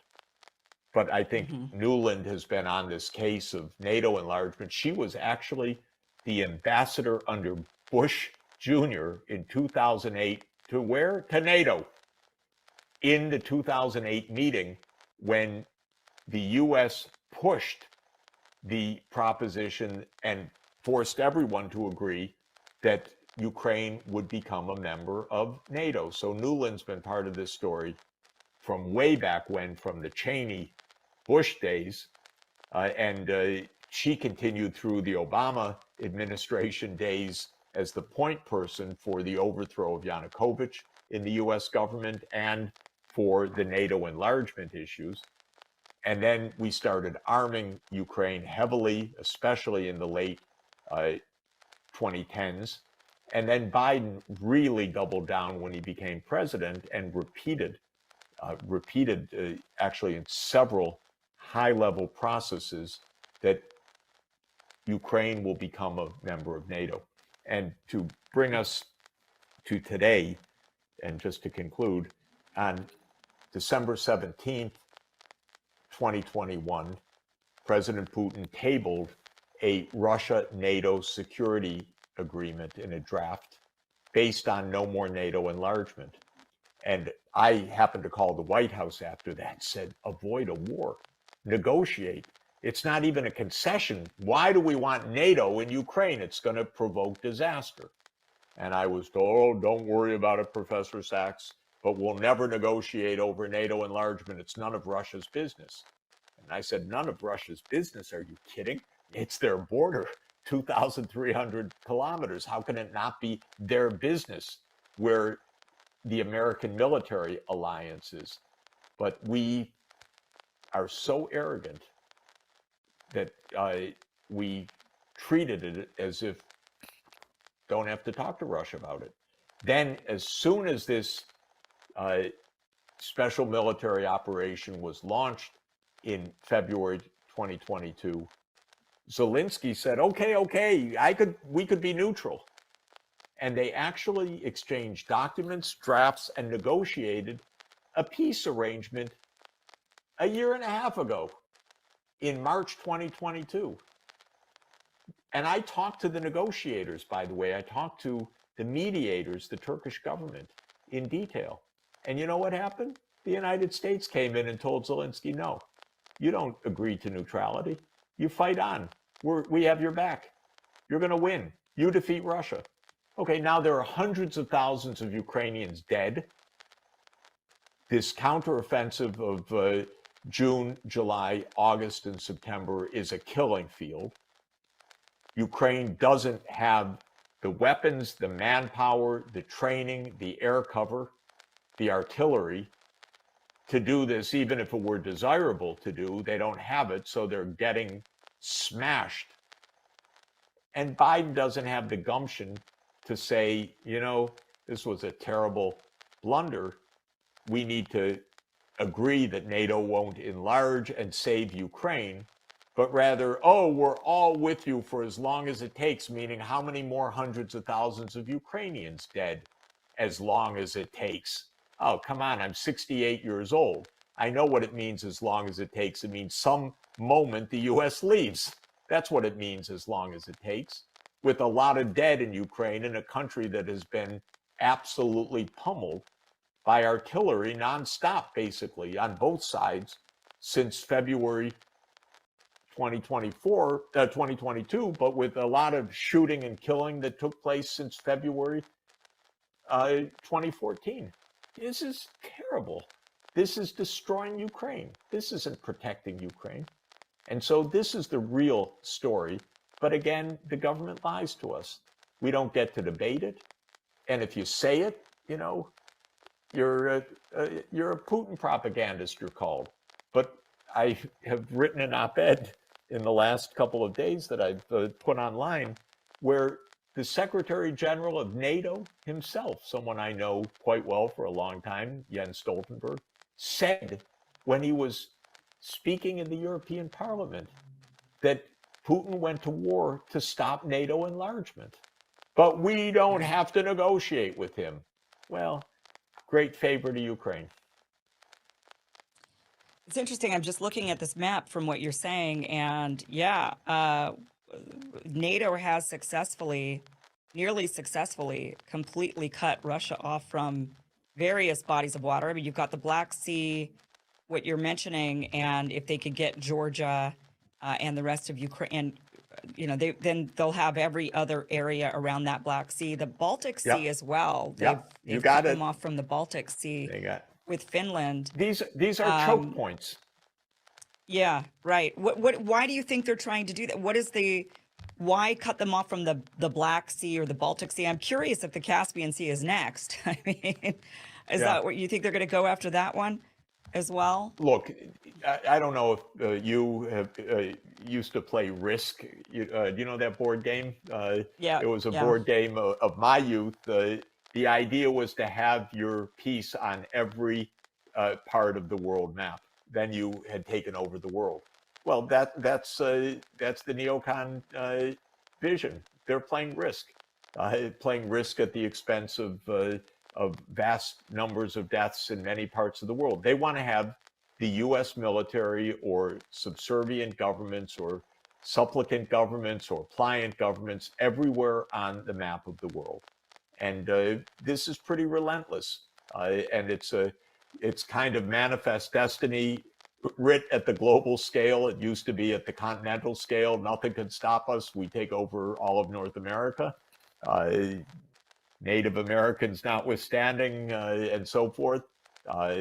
This is manifest destiny at the global level. The only problem is others don't quite share this idea, and we are getting in an awful lot of wars, and they're very dangerous, very dangerous. This is a war with a nuclear superpower, and obviously a very powerful military. And Russia has 6,000 nuclear warheads, and they're gunning after China, at least a lot of politicians in Washington. I think in the last few weeks, Biden is trying to pull back a little bit, I think, from the brink, but scared always of his right flank that he'll be attacked for being soft on China and so forth. But there are a lot of hardliners on China that seem really to be preparing for war. Can you imagine anything more reckless, stupid, unnecessary, potentially Armageddon than that? I can't. So all of this is mind-boggling to me, but the basic answer to your question is no rational reason other than that they think they're playing global hegemon and they need their piece on every part of the map. Rate of 40 or 50% per year, and Argentina had a large debt, but actually not, I shouldn't even say that. It had a relatively small debt, but since nobody trusts Argentina, no one would lend it new money. So as the old debt was coming due, a government would normally borrow new money to pay off the old money and keep the debt level pretty much the same. But Argentina has no friends, nobody trusts it. So as the Argentine debt was coming due, everyone wanted to be repaid. Thank you, no more loans. So I was trying to help, since part of my work over the last 40 years has been in economic emergencies, and I helped them negotiate arrangements with their bank creditors, and I helped them negotiate arrangements with the International Monetary Fund.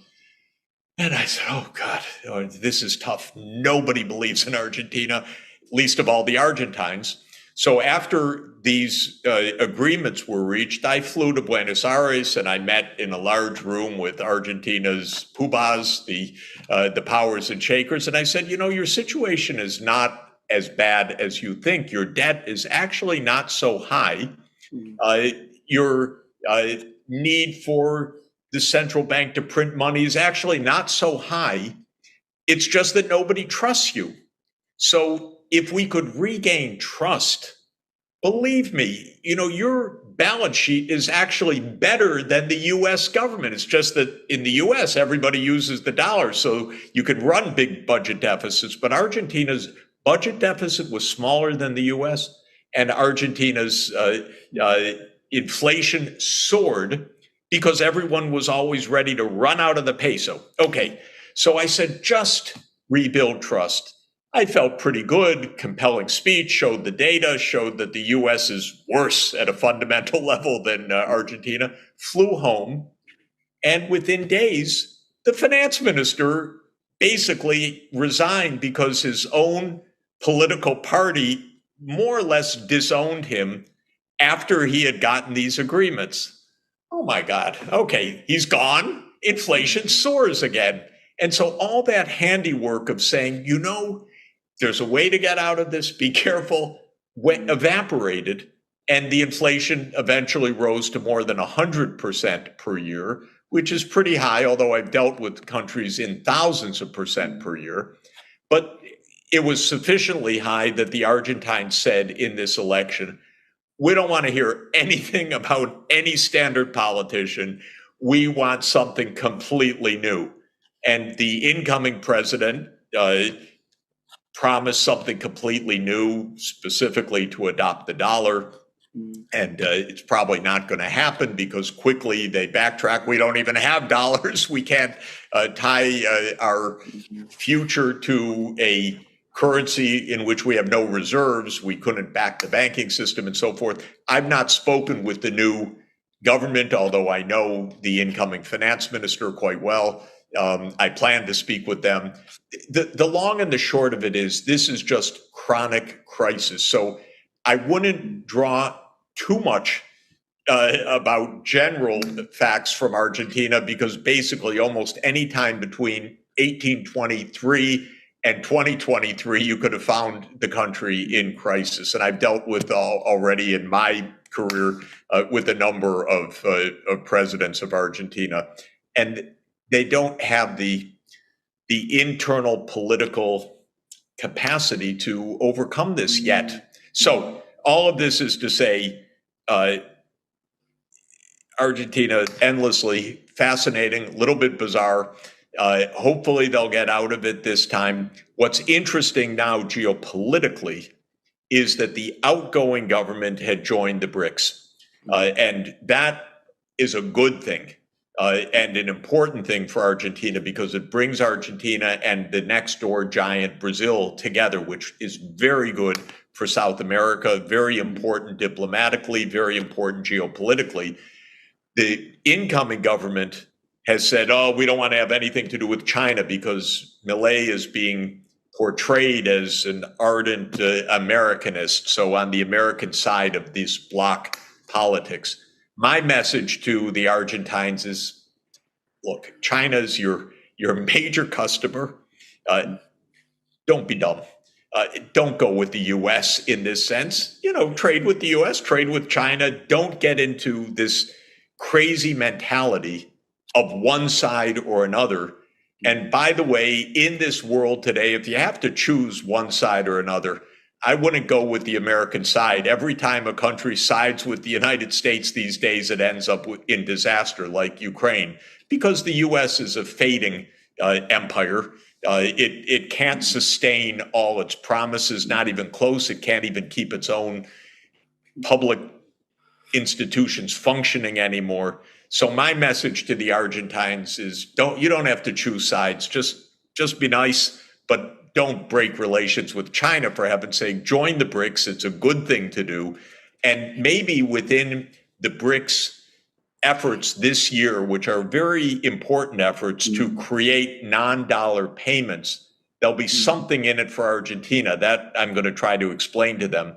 There really is some good news for Argentina in the fact that it won't just be the dollar in the world, that there will be alternative payments, and Argentina shouldn't close itself off from what's going to be an important new force in international monetary economics.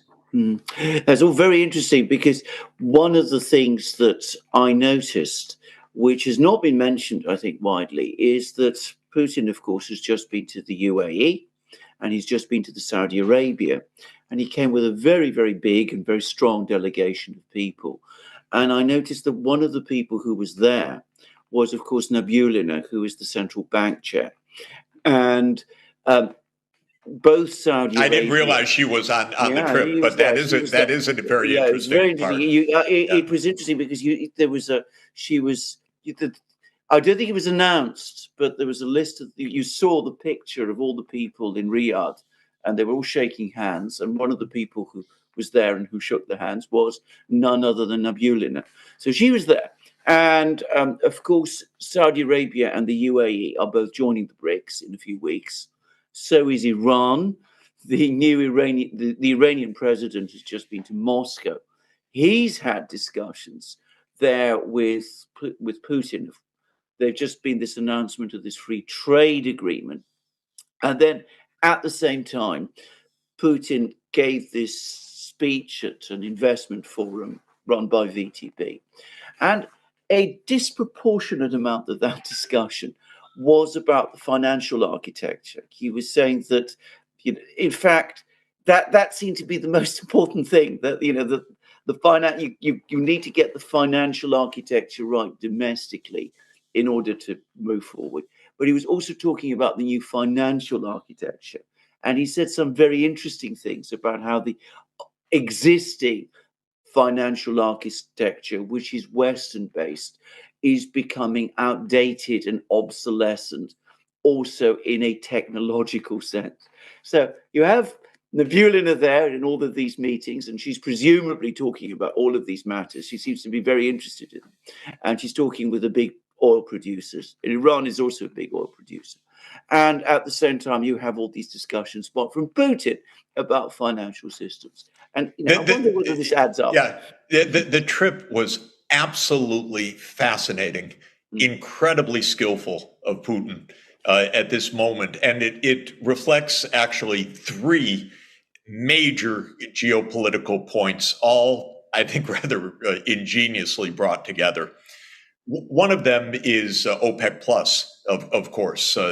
OPEC plus Russia constitutes an enormous part of the hydrocarbons market of the world, and they do a lot of important business together in this, in managing the oil and gas market. So that's one part of the trip.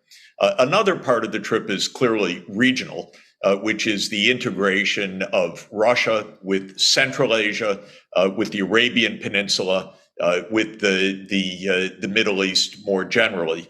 And you look at the map, and between Russia, China, Central Asia, Arabia, this is building, and of course, India is a member of the Brics. This is really building most of Eurasia into an integrated geopolitical and economic huge part of the world. And so very, very deft in that regard also. A basic principle of economics, a fundamental principle, is neighbors should get along. They trade well with each other. They share ecosystems with each other. And that's the principle that Putin is following because Iran is a neighbor. The Middle East is a neighbor. This is very smart. And then the third dimension, in addition to the oil and the neighborhood, is, of course, the Brics. And the Brics started out as the five: Brazil, Russia, India, China, and South Africa. It had already reached an output level measured at what we call purchasing power prices, or at international prices, larger than the G7. That is geopolitically and economically notable. But now the five are being joined by six more, presumably. Argentina, that's the new addition in South America. Egypt and Ethiopia in Africa, and Saudi Arabia, the Emirates, and Iran in the Middle East region. Now, you add the six to the original five, you have 37% of world output, according to the IMF purchasing power data, compared to 29 to 30% for the G7. This is a different world, and this is really powerful. And what the Brics are discussing this year in particular is exactly this financial architecture. And of course, that was greatly hastened by the absolutely awful and mistaken US policies on the dollar. So the US has what Charles de Gaulle, President de Gaulle, 50 years ago, 60 years ago, called the exorbitant privilege, which is that the dollar is used for about 60% of international transactions of all kinds. The way you denominate a contract, the way you pay to settle a contract, the way governments hold their foreign exchange reserves. So on all three major dimensions of international currency, the dollar predominates. Not exclusively, but overwhelming.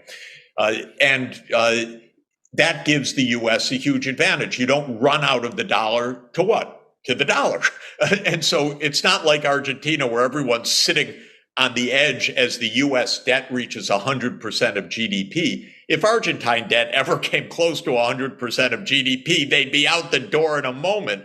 But with the US being the currency of the world, nobody flees the dollar. So that's the exorbitant privilege that you get to borrow. You can pump up the money supply. You get some inflation, but you don't get what Argentina or just about any other emerging economy would get.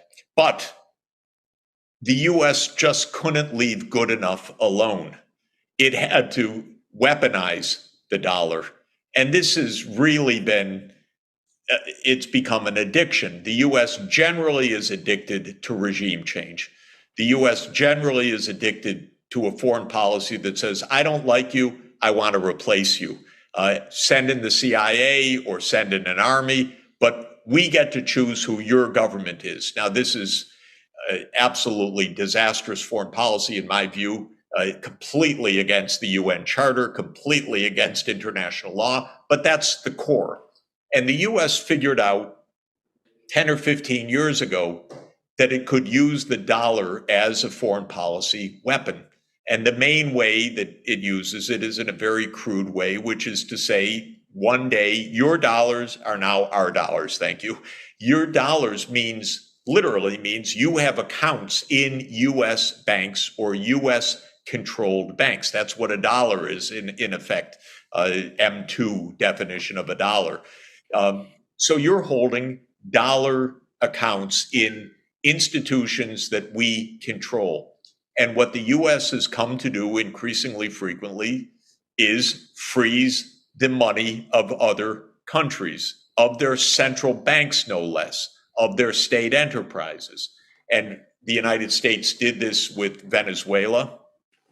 Absolutely absurd, but one day Trump and his minions got the idea that they will declare who's the real president of Venezuela, not the actual president of Venezuela, but they named someone from the Venezuelan parliament as president and said, okay, that guy's president. That actually lasted for a few years. And you could see the power of the United States. It's like the emperor with no clothes.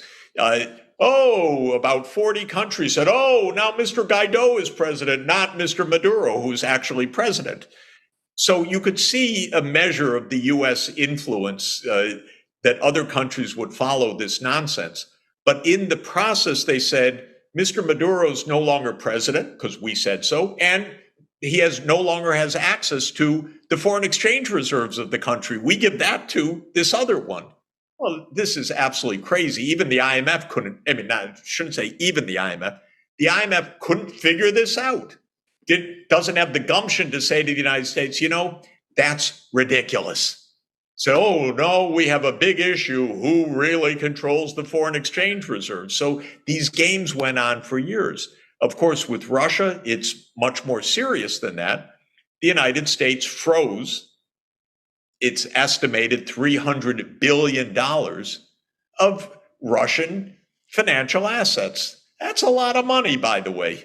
That was the trick that was going to bring Russia to its knees. It didn't do so, but that's what they thought. We've got Putin cornered. We've got Russia cornered. We'll bring them to their knees by freezing their assets and locking them out of the US banking system, the so-called SWIFT settlement system. Well, Russia quickly figured out, very cleverly, we could trade with China and renminbi. We could trade with India and rupees, a little bit shakier on that front. We can find other ways to transact. And to make maybe a short story long as I have, this year, Russia is the leader of the Brics. The Brics summit will be in Kazan next October, I believe it is. And so Russia chairs the process, and it's chairing an expert group to come up with non-dollar payments. This is smart. And I kept telling my friends in the US government, don't abuse the dollar. It's going to go away. Because in monetary economics, the first thing you teach is the real economy is the real thing, what you produce, what the factories are. There are many ways to make a settlement, even barter, of course, but there are many currencies you can use. So don't think that your currency brings another country to its knees, because the other country's economy is the real economy, the ability to produce steel, the ability to produce weapons or artillery, the ability to produce automobiles or chips or whatever it is, or oil. And the United States misunderstood that, but really abused the privilege of the dollar. And the dollar will absolutely lose its role in centrality in the international payment system in the coming decade. You know, in monetary economics, just to mention, all my colleagues look at history and say it's a long, slow decline of a currency. And the most famous case is the British pound, which used to be the core of the international monetary and financial system in the 19th century until basically the Great Depression. But the fact is, and so they say, look, the pound hung in there even after Germany was larger, even after the United States was larger, even after Britain's share of the world economy had declined. London remained the center of the international system. But it's not going to happen the same way with the dollar because it's just too easy technologically to do things differently. And so we will have at least an international renminbi at a minimum playing a big role. And we could have a kind of Brics, if not central bank, a Brics monetary fund that serves the role of giving liquidity and credits among the Brics countries in a way which will mean a non-dollar settlement system. Professor Sachs, just a few things. As a person in Britain, I can say that the long decline of sterling after Britain lost its hegemonic position in the world economy was an absolute disaster for Britain. You would not want to go through that process again. And by the way, it's quite interesting just to say the way it manifested. Of course, World War I was awful. The return to gold in 1926 overvalued Britain in the world economy. And Keynes wrote one of his most famous essays in 1926 called The Economic Consequences of Mr. Churchill, who happened to be the Chancellor of the Exchequer in 1926 that put this mistake into place. The 1930s were the Great Depression. World War II, of course, devastating. And the point is, by the end of World War II, Britain had basically gone deeply into debt, even with its own colonies, which became independent countries. And so Britain never quite got out of debtor status again. And it was a very, very heavy, long, painful period. Britain, the center of the world, going to the new International Monetary Fund for an emergency loan. I mean, unthinkable. But, you know, the United States, can you imagine going to the IMF for a loan? It's not impossible. This is exactly what you're referring to. Absolutely. I remember it. I was in London, of course, when it happened. I can remember the Chancellor turning back at the airport. He had to rush off to Washington to raise funds. And, of course, the fact that we had this currency, which was still an international currency, was doing immense damage to the British domestic economy, which I think people don't understand. So in some ways, it might actually be better for the United States, I would have thought, to go through it quickly than have it, drawn out in the way that it was with Britain. I'm not, by the way, saying that's going to happen, and I'm not making those points. But anyway, that's what I wanted to say. If it's a long process, it's a long agony. It's not based on the British experience. So, we will have non-dollar payments in the BRICS. That's clearly high on the mind, not only of President Putin, obviously, but also President Lula, who every day asks, and he's the chair of the G20 this year, as well as being a BRICS member, why are we dealing with Russia in dollars, for heaven's sake? And he's very sensible, very logical. And we will move to new payments arrangements, and they will do just fine, thank you. That will be the real lesson. Corruption by the money in the politics. So I would make many changes, but I think the idea should be that sustainable development, that means an economy that works for the common good and that protects the environment and that provides the public services that anyone needs, whether it's health or education, that these are part of the citizens' rights and responsibilities, and that the government has the effective means to carry that out without the corruption of private money in politics is central. And I think, as you say, today's young people are going to really need to fix the U.S. system, because otherwise it's just going to continue to be in decline. And yeah, I think currently another problem with the U.S. is that it's basically Red Scare Volume 2. Like the counter propaganda against China is like, oh, China is bad to all the young people. So that creates a really unhealthy into their mindset about a prejudice about China and unwilling to learn about these different type of political systems that might have some policies that could be used in the United States. So, excellent point. Basically, there are a lot of lies about a lot of things in politics in the United States, because if you have a system that's based on special interests, the special interests try to hide. They want their benefits without saying, "You see, I run the government." So we have a set of falsehoods that keep clarity at a distance, actually. And so it takes some effort, but as you say, the anti-China propaganda is really heavy and very intense right now by people who know nothing about China or its history or its economic successes in the last 40 years or the hard work of the people. Right. And how do we counter those misinformation? I think we have first any lies need to be called out. So I try to do that on a daily basis and through articles and books and speeches. But I think it's also important that young people make direct contacts and use the digital connections across schools. So University of Michigan and Tsinghua University working together, discussing and so forth, somehow making such projects, both economic, cultural, business, technological, I think would be a big help. But our government is really aiming to, as you say, scare people rather than to really educate them.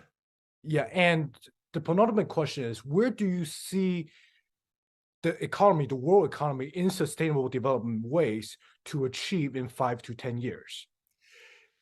The good sign is that we have so much new good technology, 5G, low-cost renewable energy, robotics, many new approaches to problem solving. We really could make the energy transformation to safe energy at low cost. And this is the most important point. Use our knowledge and deploy it at scale. But the challenge is conflict, division, vested interests, greed that impedes us from using these solutions at scale. So it's not even possible to predict the future with any insight, because we could have a good future with big solutions, or we could have a very broken, divided, dangerous future, and we have to fight for the good one. And that's why this is more of a question of effort than prediction. Yeah. So last of all, so what is one message that you will want to share with all the young viewers that are aspiring to be, great economists and entrepreneurs? Well, go be the best you can, but serve the common good as you do it. Don't lose sight of the fact that we are in an interconnected world. We need global problem solving. We need friendships across nations. All this talk of war and conflict and division is extremely dangerous and completely unnecessary. And so go be champions of sustainable development, use new technologies, be great entrepreneurs, but always do it in a peaceful and cooperative mindset, not doing it because we have to beat the other side, but because it's good for the world. The extent of their consequences can have been seen. And then what's wonderful about Smith in the Scottish Enlightenment is he points out that while this was generally a beneficial fact to unite the world, it was disastrous for the native inhabitants of the East and West Indies, he says, because he says that they were relatively weak at the time. He didn't understand that they also brought pathogens of the old world to the Americas that wiped out the population. So Smith could not have understood that, but he did understand conquest. And he said something incredibly humane at the end, which I think marks him as one of the great thinkers of modern times. He said, hereafter, perhaps, the natives of those countries may grow stronger, or those of Europe may grow weaker, and the inhabitants of all the different quarters of the world may arrive at that equality of courage and force, which by inspiring mutual fear can alone overawe the injustice of independent nations into some sort of respect for the rights of one another. But nothing seems more likely to establish this equality of force than that mutual communication of knowledge and of all sorts of improvements which an extensive commerce from all countries to all countries naturally, or rather necessarily, carries along with it. So what Smith is saying is, in the future, there's going to come an equality because trade is going to carry knowledge, technological improvement, and an equality of force. Basically, we are 250 years after Smith's writing, and that prediction has come true now. So Smith was in the middle of a 500-year period. 500 years ago, Asia in the lead and the center of gravity and in the technological lead. Europe becomes the agent of change. The steam engine, a reflection of that, not something that came out of the blue, but came out of Francis Bacon and Isaac Newton and empire. But it came out of a Glasgow workshop, the condenser on James Watt's steam engine. And there came a new European and North Atlantic-led world. But as Adam Smith said, eventually trade will rebalance, and that's the convergence that we're seeing now.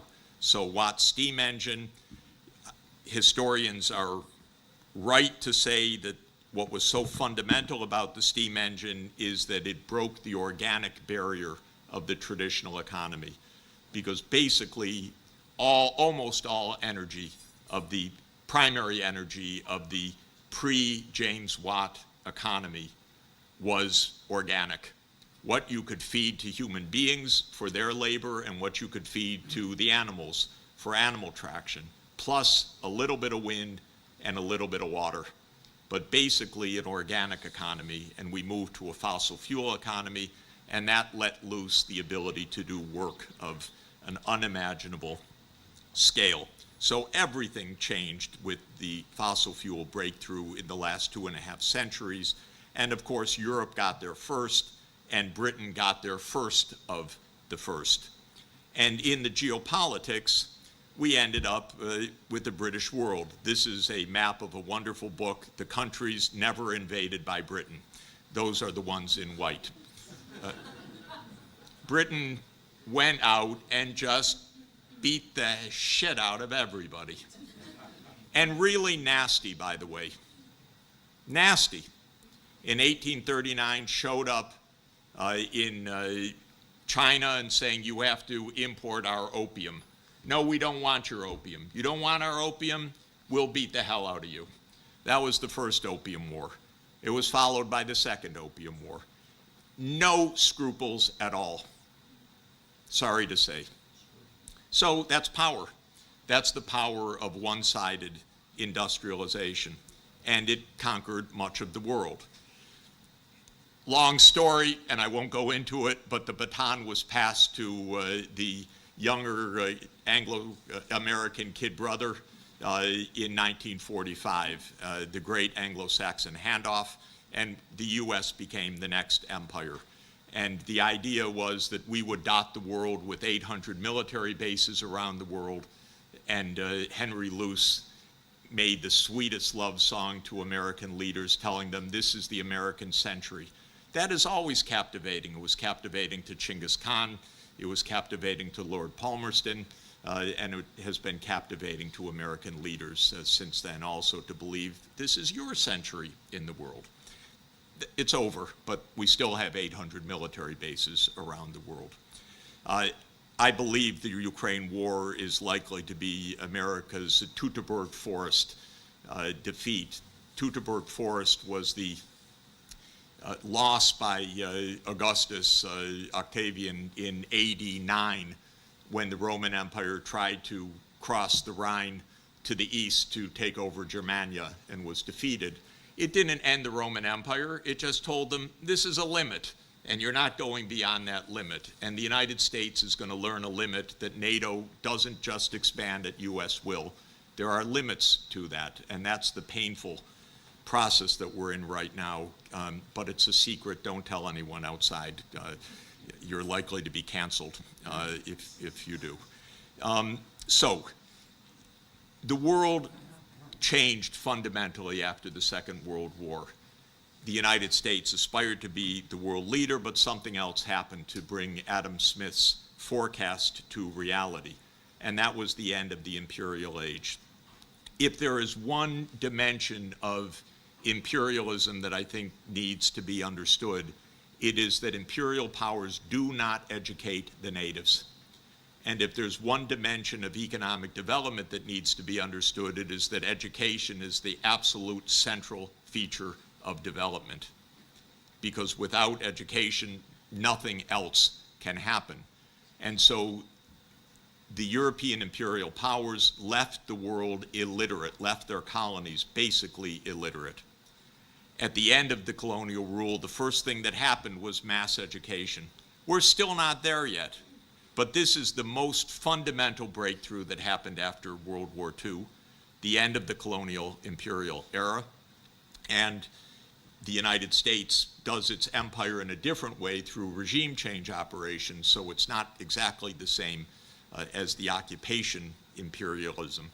But what countries got with their sovereignty was the ability to educate their people. And this has led to economic convergence. Just to show you the gaps, the peak of North Atlantic power was 1950 compared to the rest of the world. 56% of the literate world in 1950, roughly by my calculation, was in the North Atlantic region, meaning Western Europe, the United States, and Canada. Now it's 13% of the literate world. 60% of world output was in the North Atlantic region. Now it's 33% at purchasing power prices. 53% of all urban residents were in the North Atlantic world in 1950. Now it's 14%. The world's converged. Urban, literate, technologies have spread. Adam Smith was right that trade was actually the fundamental carrier of this. It was when China opened up that the acceleration of technological change came so fast to China. It was Japan that invented this process of rapid infusion of technology in the Meiji Restoration in 1868, and then again after World War II in its rebuilding. So we now see that Asia and the North Atlantic regions have crossed paths, again, using Madison's data updated by IMF data. The North Atlantic was the dominant power until this gap started to close in 1950. And by around 2010, Asia is now larger than the North Atlantic region. This is the real change of the world.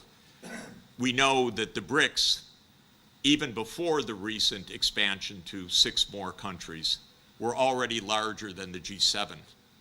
That's a transformed world. And China, of course, overtook the US in GDP measured at purchasing power parity around 2014. But China is still much poorer per capita, maybe a third, but with more than 4 times the population. So this is the reason that China is a larger economy. So I want to argue very briefly that we're in a new age which I call the age of sustainable development. We're there in part because the scale of economic activity and a population 10 times the size of when Thomas Robert Malthus wrote The Principles of Population in 1798, which was then about 900 million people, and today 8 billion people, now has put so much pressure on the physical environment that we are in urgent need of global public response to climate, biodiversity destruction, loss of ecosystem functions, and so forth. And the world adopted goals addressed to this. It's fitfully trying to achieve them. Today at the UN, this very day, is the midpoint review of the Sustainable Development Goals. They're way off track. Nice objectives not being achieved, mainly because the United States and other rich countries don't care at all about it. And so the world governance is not organized to achieve these goals at this point. But these goals are the real global goals and needs. So we have a very perilous moment because we have arrived at multipolarity. And as Adam Smith talked about, that balance of awe and equality of force to create justice, that's a delicate, difficult transformation. And just to say, there are several different theories of what's going on right now. Robert Kagan, whom you may know as our chief neocon ideologue and the husband of our acting Deputy Secretary of State, Victoria Nuland, believes that American hegemony must rule and will continue to rule. Otherwise, the jungle will grow back, as he says. Wow. Henry Kissinger says that we need a balance of power theory. Balance of power is okay, except it becomes imbalanced, and it's extremely difficult to manage.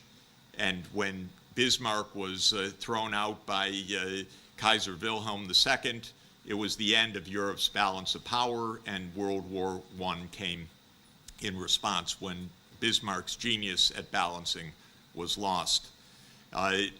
John Mearsheimer says we are inevitably in tragedy. That's just the nature of great power politics. Mearsheimer is extremely intelligent, predictive, an extremely nice person, but tragic to read because he says that conflict is inevitable. I don't buy it. Now, another theory that I read 50 years ago of a wonderful professor of mine also, Charles Kindleberger, said we need a hegemon. So if it's not the US or Britain, it's got to be someone else like China. I don't buy that either, but this is a brilliant book. Boy, it led to a lot of late night discussions over the next 50 years. Graham Allison says, as with Sparta and Athens, we're prone for war, not inevitable, but the war trigger is very high because of the rise of China. And my little contribution is, could we get our heads together and address global public goods and avoid global public bad? So I argue that we need a rational approach, not a tragic approach, and that it is not beyond us to reach the cooperative corner of the prisoner's dilemma. In other words, we can understand the game, we can understand the risks of defection, but we can understand the benefits of cooperation, and so we should be able to reach that cooperative outcome. So I would argue that we need a new geopolitics and a new ethics of sustainable development. I often refer to President Kennedy's inaugural address when he said, "The world is very different now, for man holds in his mortal hands the power to abolish all forms of human poverty and all forms of human life." So what hangs in the balance is something extraordinary. We could achieve SDG 1, end poverty, or we could blow up the world. And what is absolutely incredible is how this is in the hands of a very few people. That's what's incredible. And by the way, my takeaway from Oppenheimer was what a bunch of geniuses that invented the bomb and what a bunch of dolts who use it or decide about using it. This is our paradox.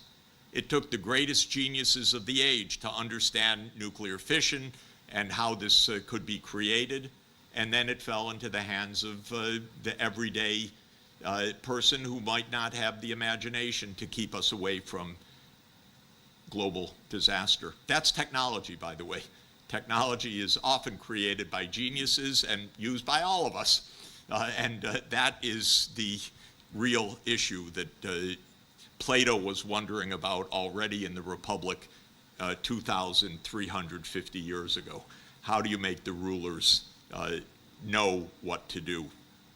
He said you have to raise them from birth for that purpose. So there are crucial public goods at regional and global scale. This is something new. Regional scale, like the European Union or ASEAN or African Union, this is something new, how important this scale is. And global scale is almost unprecedented in human history. We had global trade, we had interconnectedness, but global public goods, not so much. Now we are with the center of global public goods, but institutions in the hands of nation states. Why? Weird. So I believe we need new kinds of global governance and ethics, and I think the Universal Declaration of Human Rights is a good place to start. We're in the 75th anniversary this year, and I believe that we can even find a common wisdom, which I call the ABCs of ancient wisdom, Aristotle, Buddha, and Confucius. They all, by the way, were virtue ethicists. They basically said, cultivate your soul as decent people. It said it in somewhat different ways, but they said it's virtue that gives us the capacity to reach the cooperative solution, whether it's civic virtue, friendship virtue, or the other virtues of sociality. And Aristotle said it's possible because we are zoon politikon. We are political animals. We can be sociable. And so I think finding this commonality of East and West is crucial now, because there actually is a strong commonality of the underlying cultures. This was already pointed out in the observations of the axial age, that these philosophies arose roughly the same time and with roughly the same philosophical underpinnings. And I'll just end with President Kennedy's remarks 60 years ago. We're at the 60th anniversary of Kennedy's remarkable initiative to make peace at the height of the Cold War and to negotiate the partial nuclear test ban treaty, which was ratified just these days 60 years ago. Kennedy may well have been killed for it because rogue elements of the US government hated him for his peace initiatives, and I believe that this is probably what did him in. But he made wonderful observations about peace, and I'll just end with his most beautiful words. So let us not be blind to our differences, but let us also direct attention to our common interests and to the means by which those differences can be resolved. And if we cannot end now our differences, at least we can help make the world safe for diversity. For in the final analysis, our most basic common link is that we all inhabit this small planet, we all breathe the same air, we all cherish our children's future, and we are all mortal. Thank you very much. We are in need of this dialogue for two basic reasons that I'd like to elaborate just briefly. One is we are in a new world in these years, and we're trying to navigate a new world. By that I mean the world that we have thought we knew in some places, a rather naive idea, was a Western-led world. And that was an idea that predominated from roughly 1820 to, I would say, the middle of the 20th century. But the notion of Western-led world continued at least until the end of the 20th century. That world is finished, but we don't know it yet. And it's that ignorance of the end of the Western-led world, which is at the heart of the very, very serious tensions between the United States and China, for example, because the Western-led world is finished, the United States doesn't know it, and this means that we have a very deep misunderstanding about the nature of our current global reality. The second reason why we are here is that all together we are wrecking the world, the natural environment. So this is a feature of common humanity for a common global commons, which is the title of our meeting. I'd like to say just a few words about how we got here to give you my perspective. For most of the known history of the last 2 millennia, there was no question that Asia was the center of the world economy because it was well over half of the world population. The nature of life pretty much across the world did not vary so widely. So what we would call per capita incomes were similar. People were small farmers in villages, and this was true whether it was in Western Europe, whether it was Native Americans, whether it was in Chinese villages, whether it was in African villages. The population of the world was, from 1 AD onward, enormous in the Indian subcontinent and in China. And this meant that Asia was the center of gravity, if you would make that calculation of the world economy as well as of the world demography. More than that, China was the dynamic country of the world technology and many civilizational inventions, especially during the Song dynasty from 960 till 1279, till the Mongol conquest.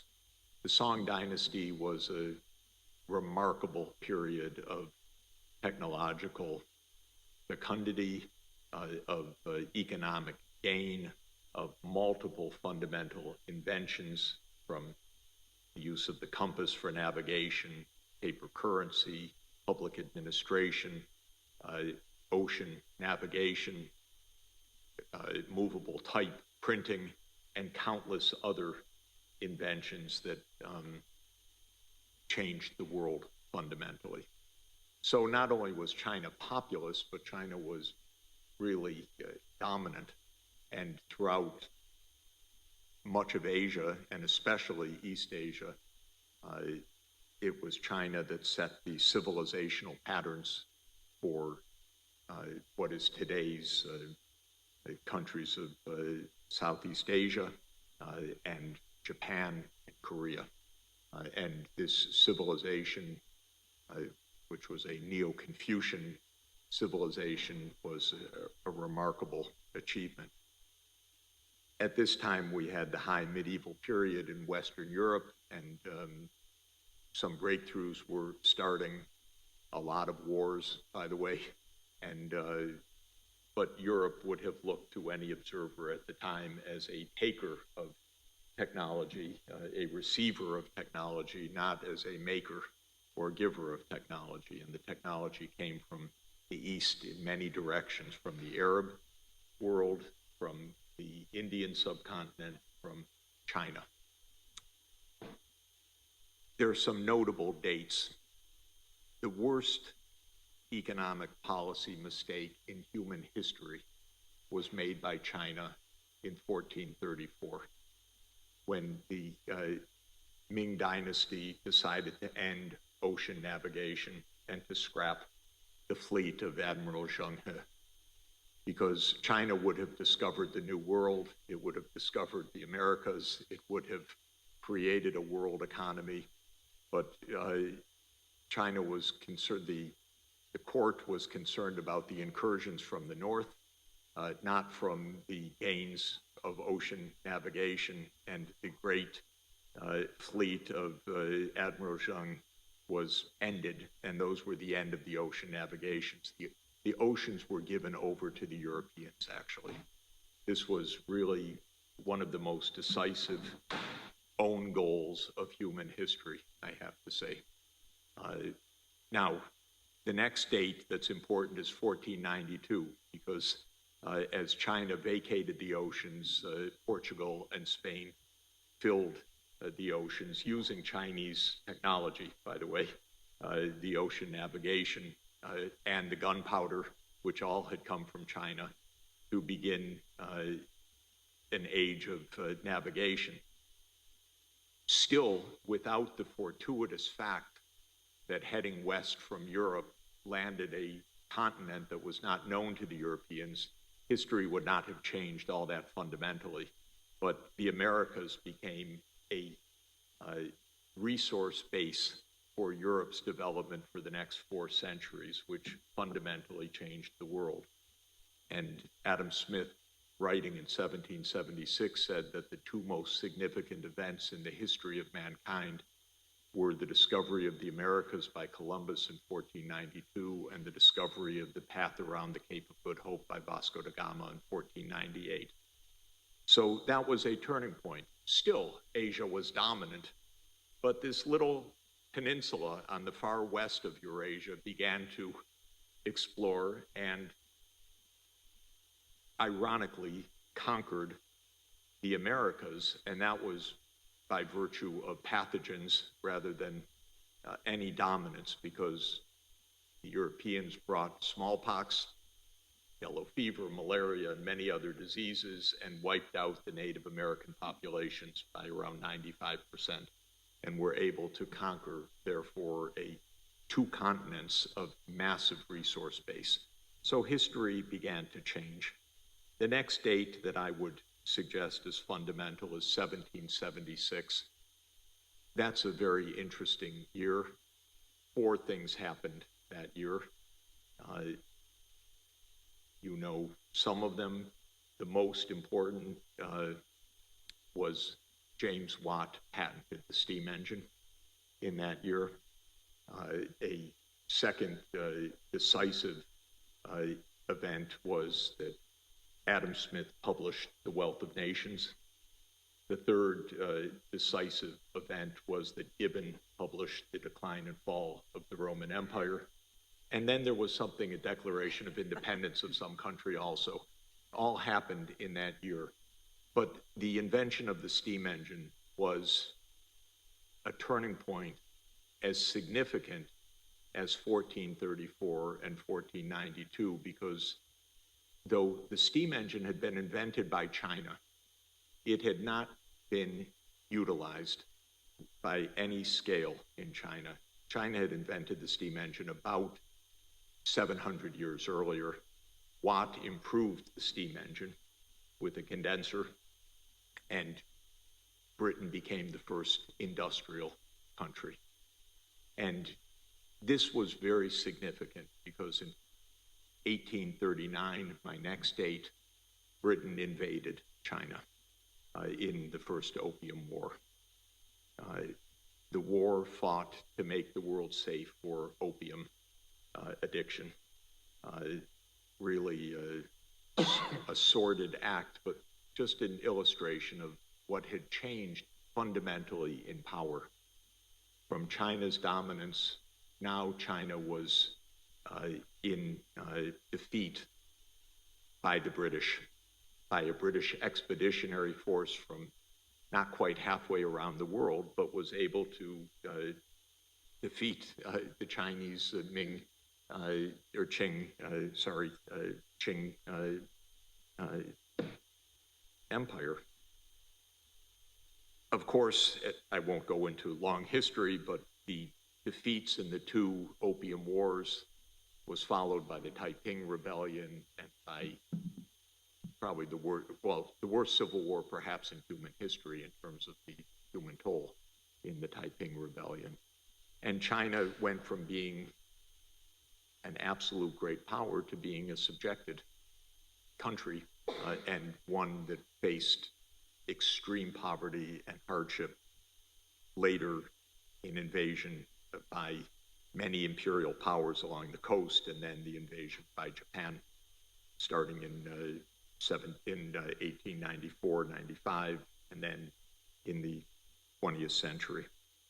For me, the next turning point is 1947 and 1949, the independence of India and the independence of China.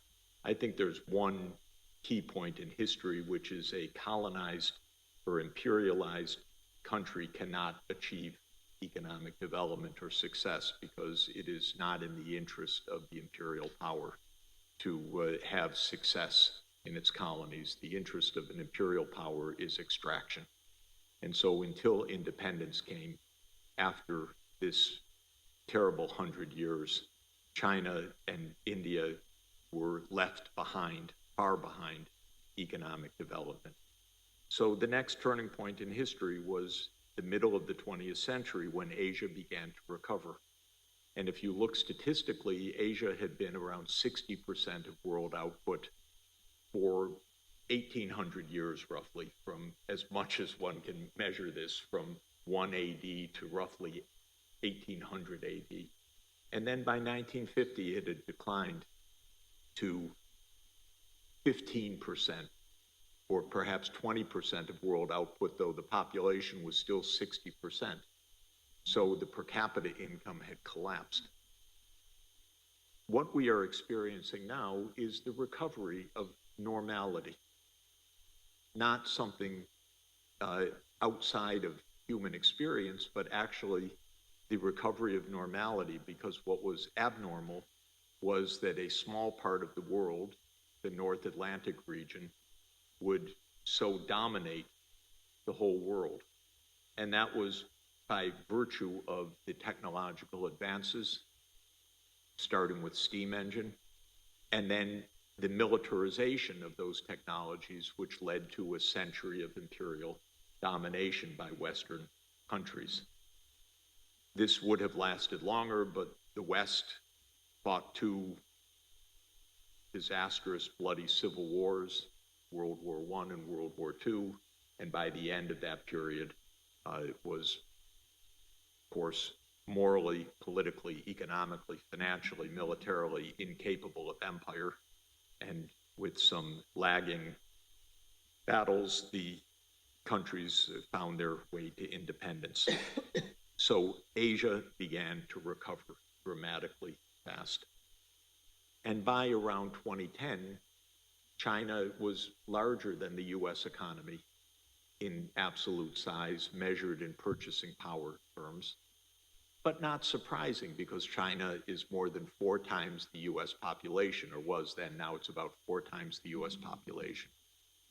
And so naturally it would become a bigger country. 2 implications, and I'll stop here. One is that now that the whole world is industrializing, and we're going to have development everywhere. India was behind China by about 15 or 20 years, but now India is growing faster than China, is likely to continue to do so. Africa is going to grow faster than both India and China in the next 40 years because it's going to be catching up from farther back. And by the way, Africa right now has the same size population as China and India. All are 1.4 billion.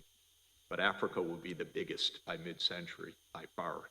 So if there's an African Union, the African Union will be the most populous part of the world by 2050, by far. And it will be a dynamic part of the world economy also. So we're going to have lots of mindset changes in the years ahead. But there are 2 significant conclusions from this. One is mainly the United States, has been shocked at China's rise. And I have to say to my Chinese friends, you didn't ask permission, you know? The US is supposed to be in charge. And now, without US permission, you became so big and powerful, and that is a bit unforgivable in the American mentality. The Americans cannot figure it out because they know no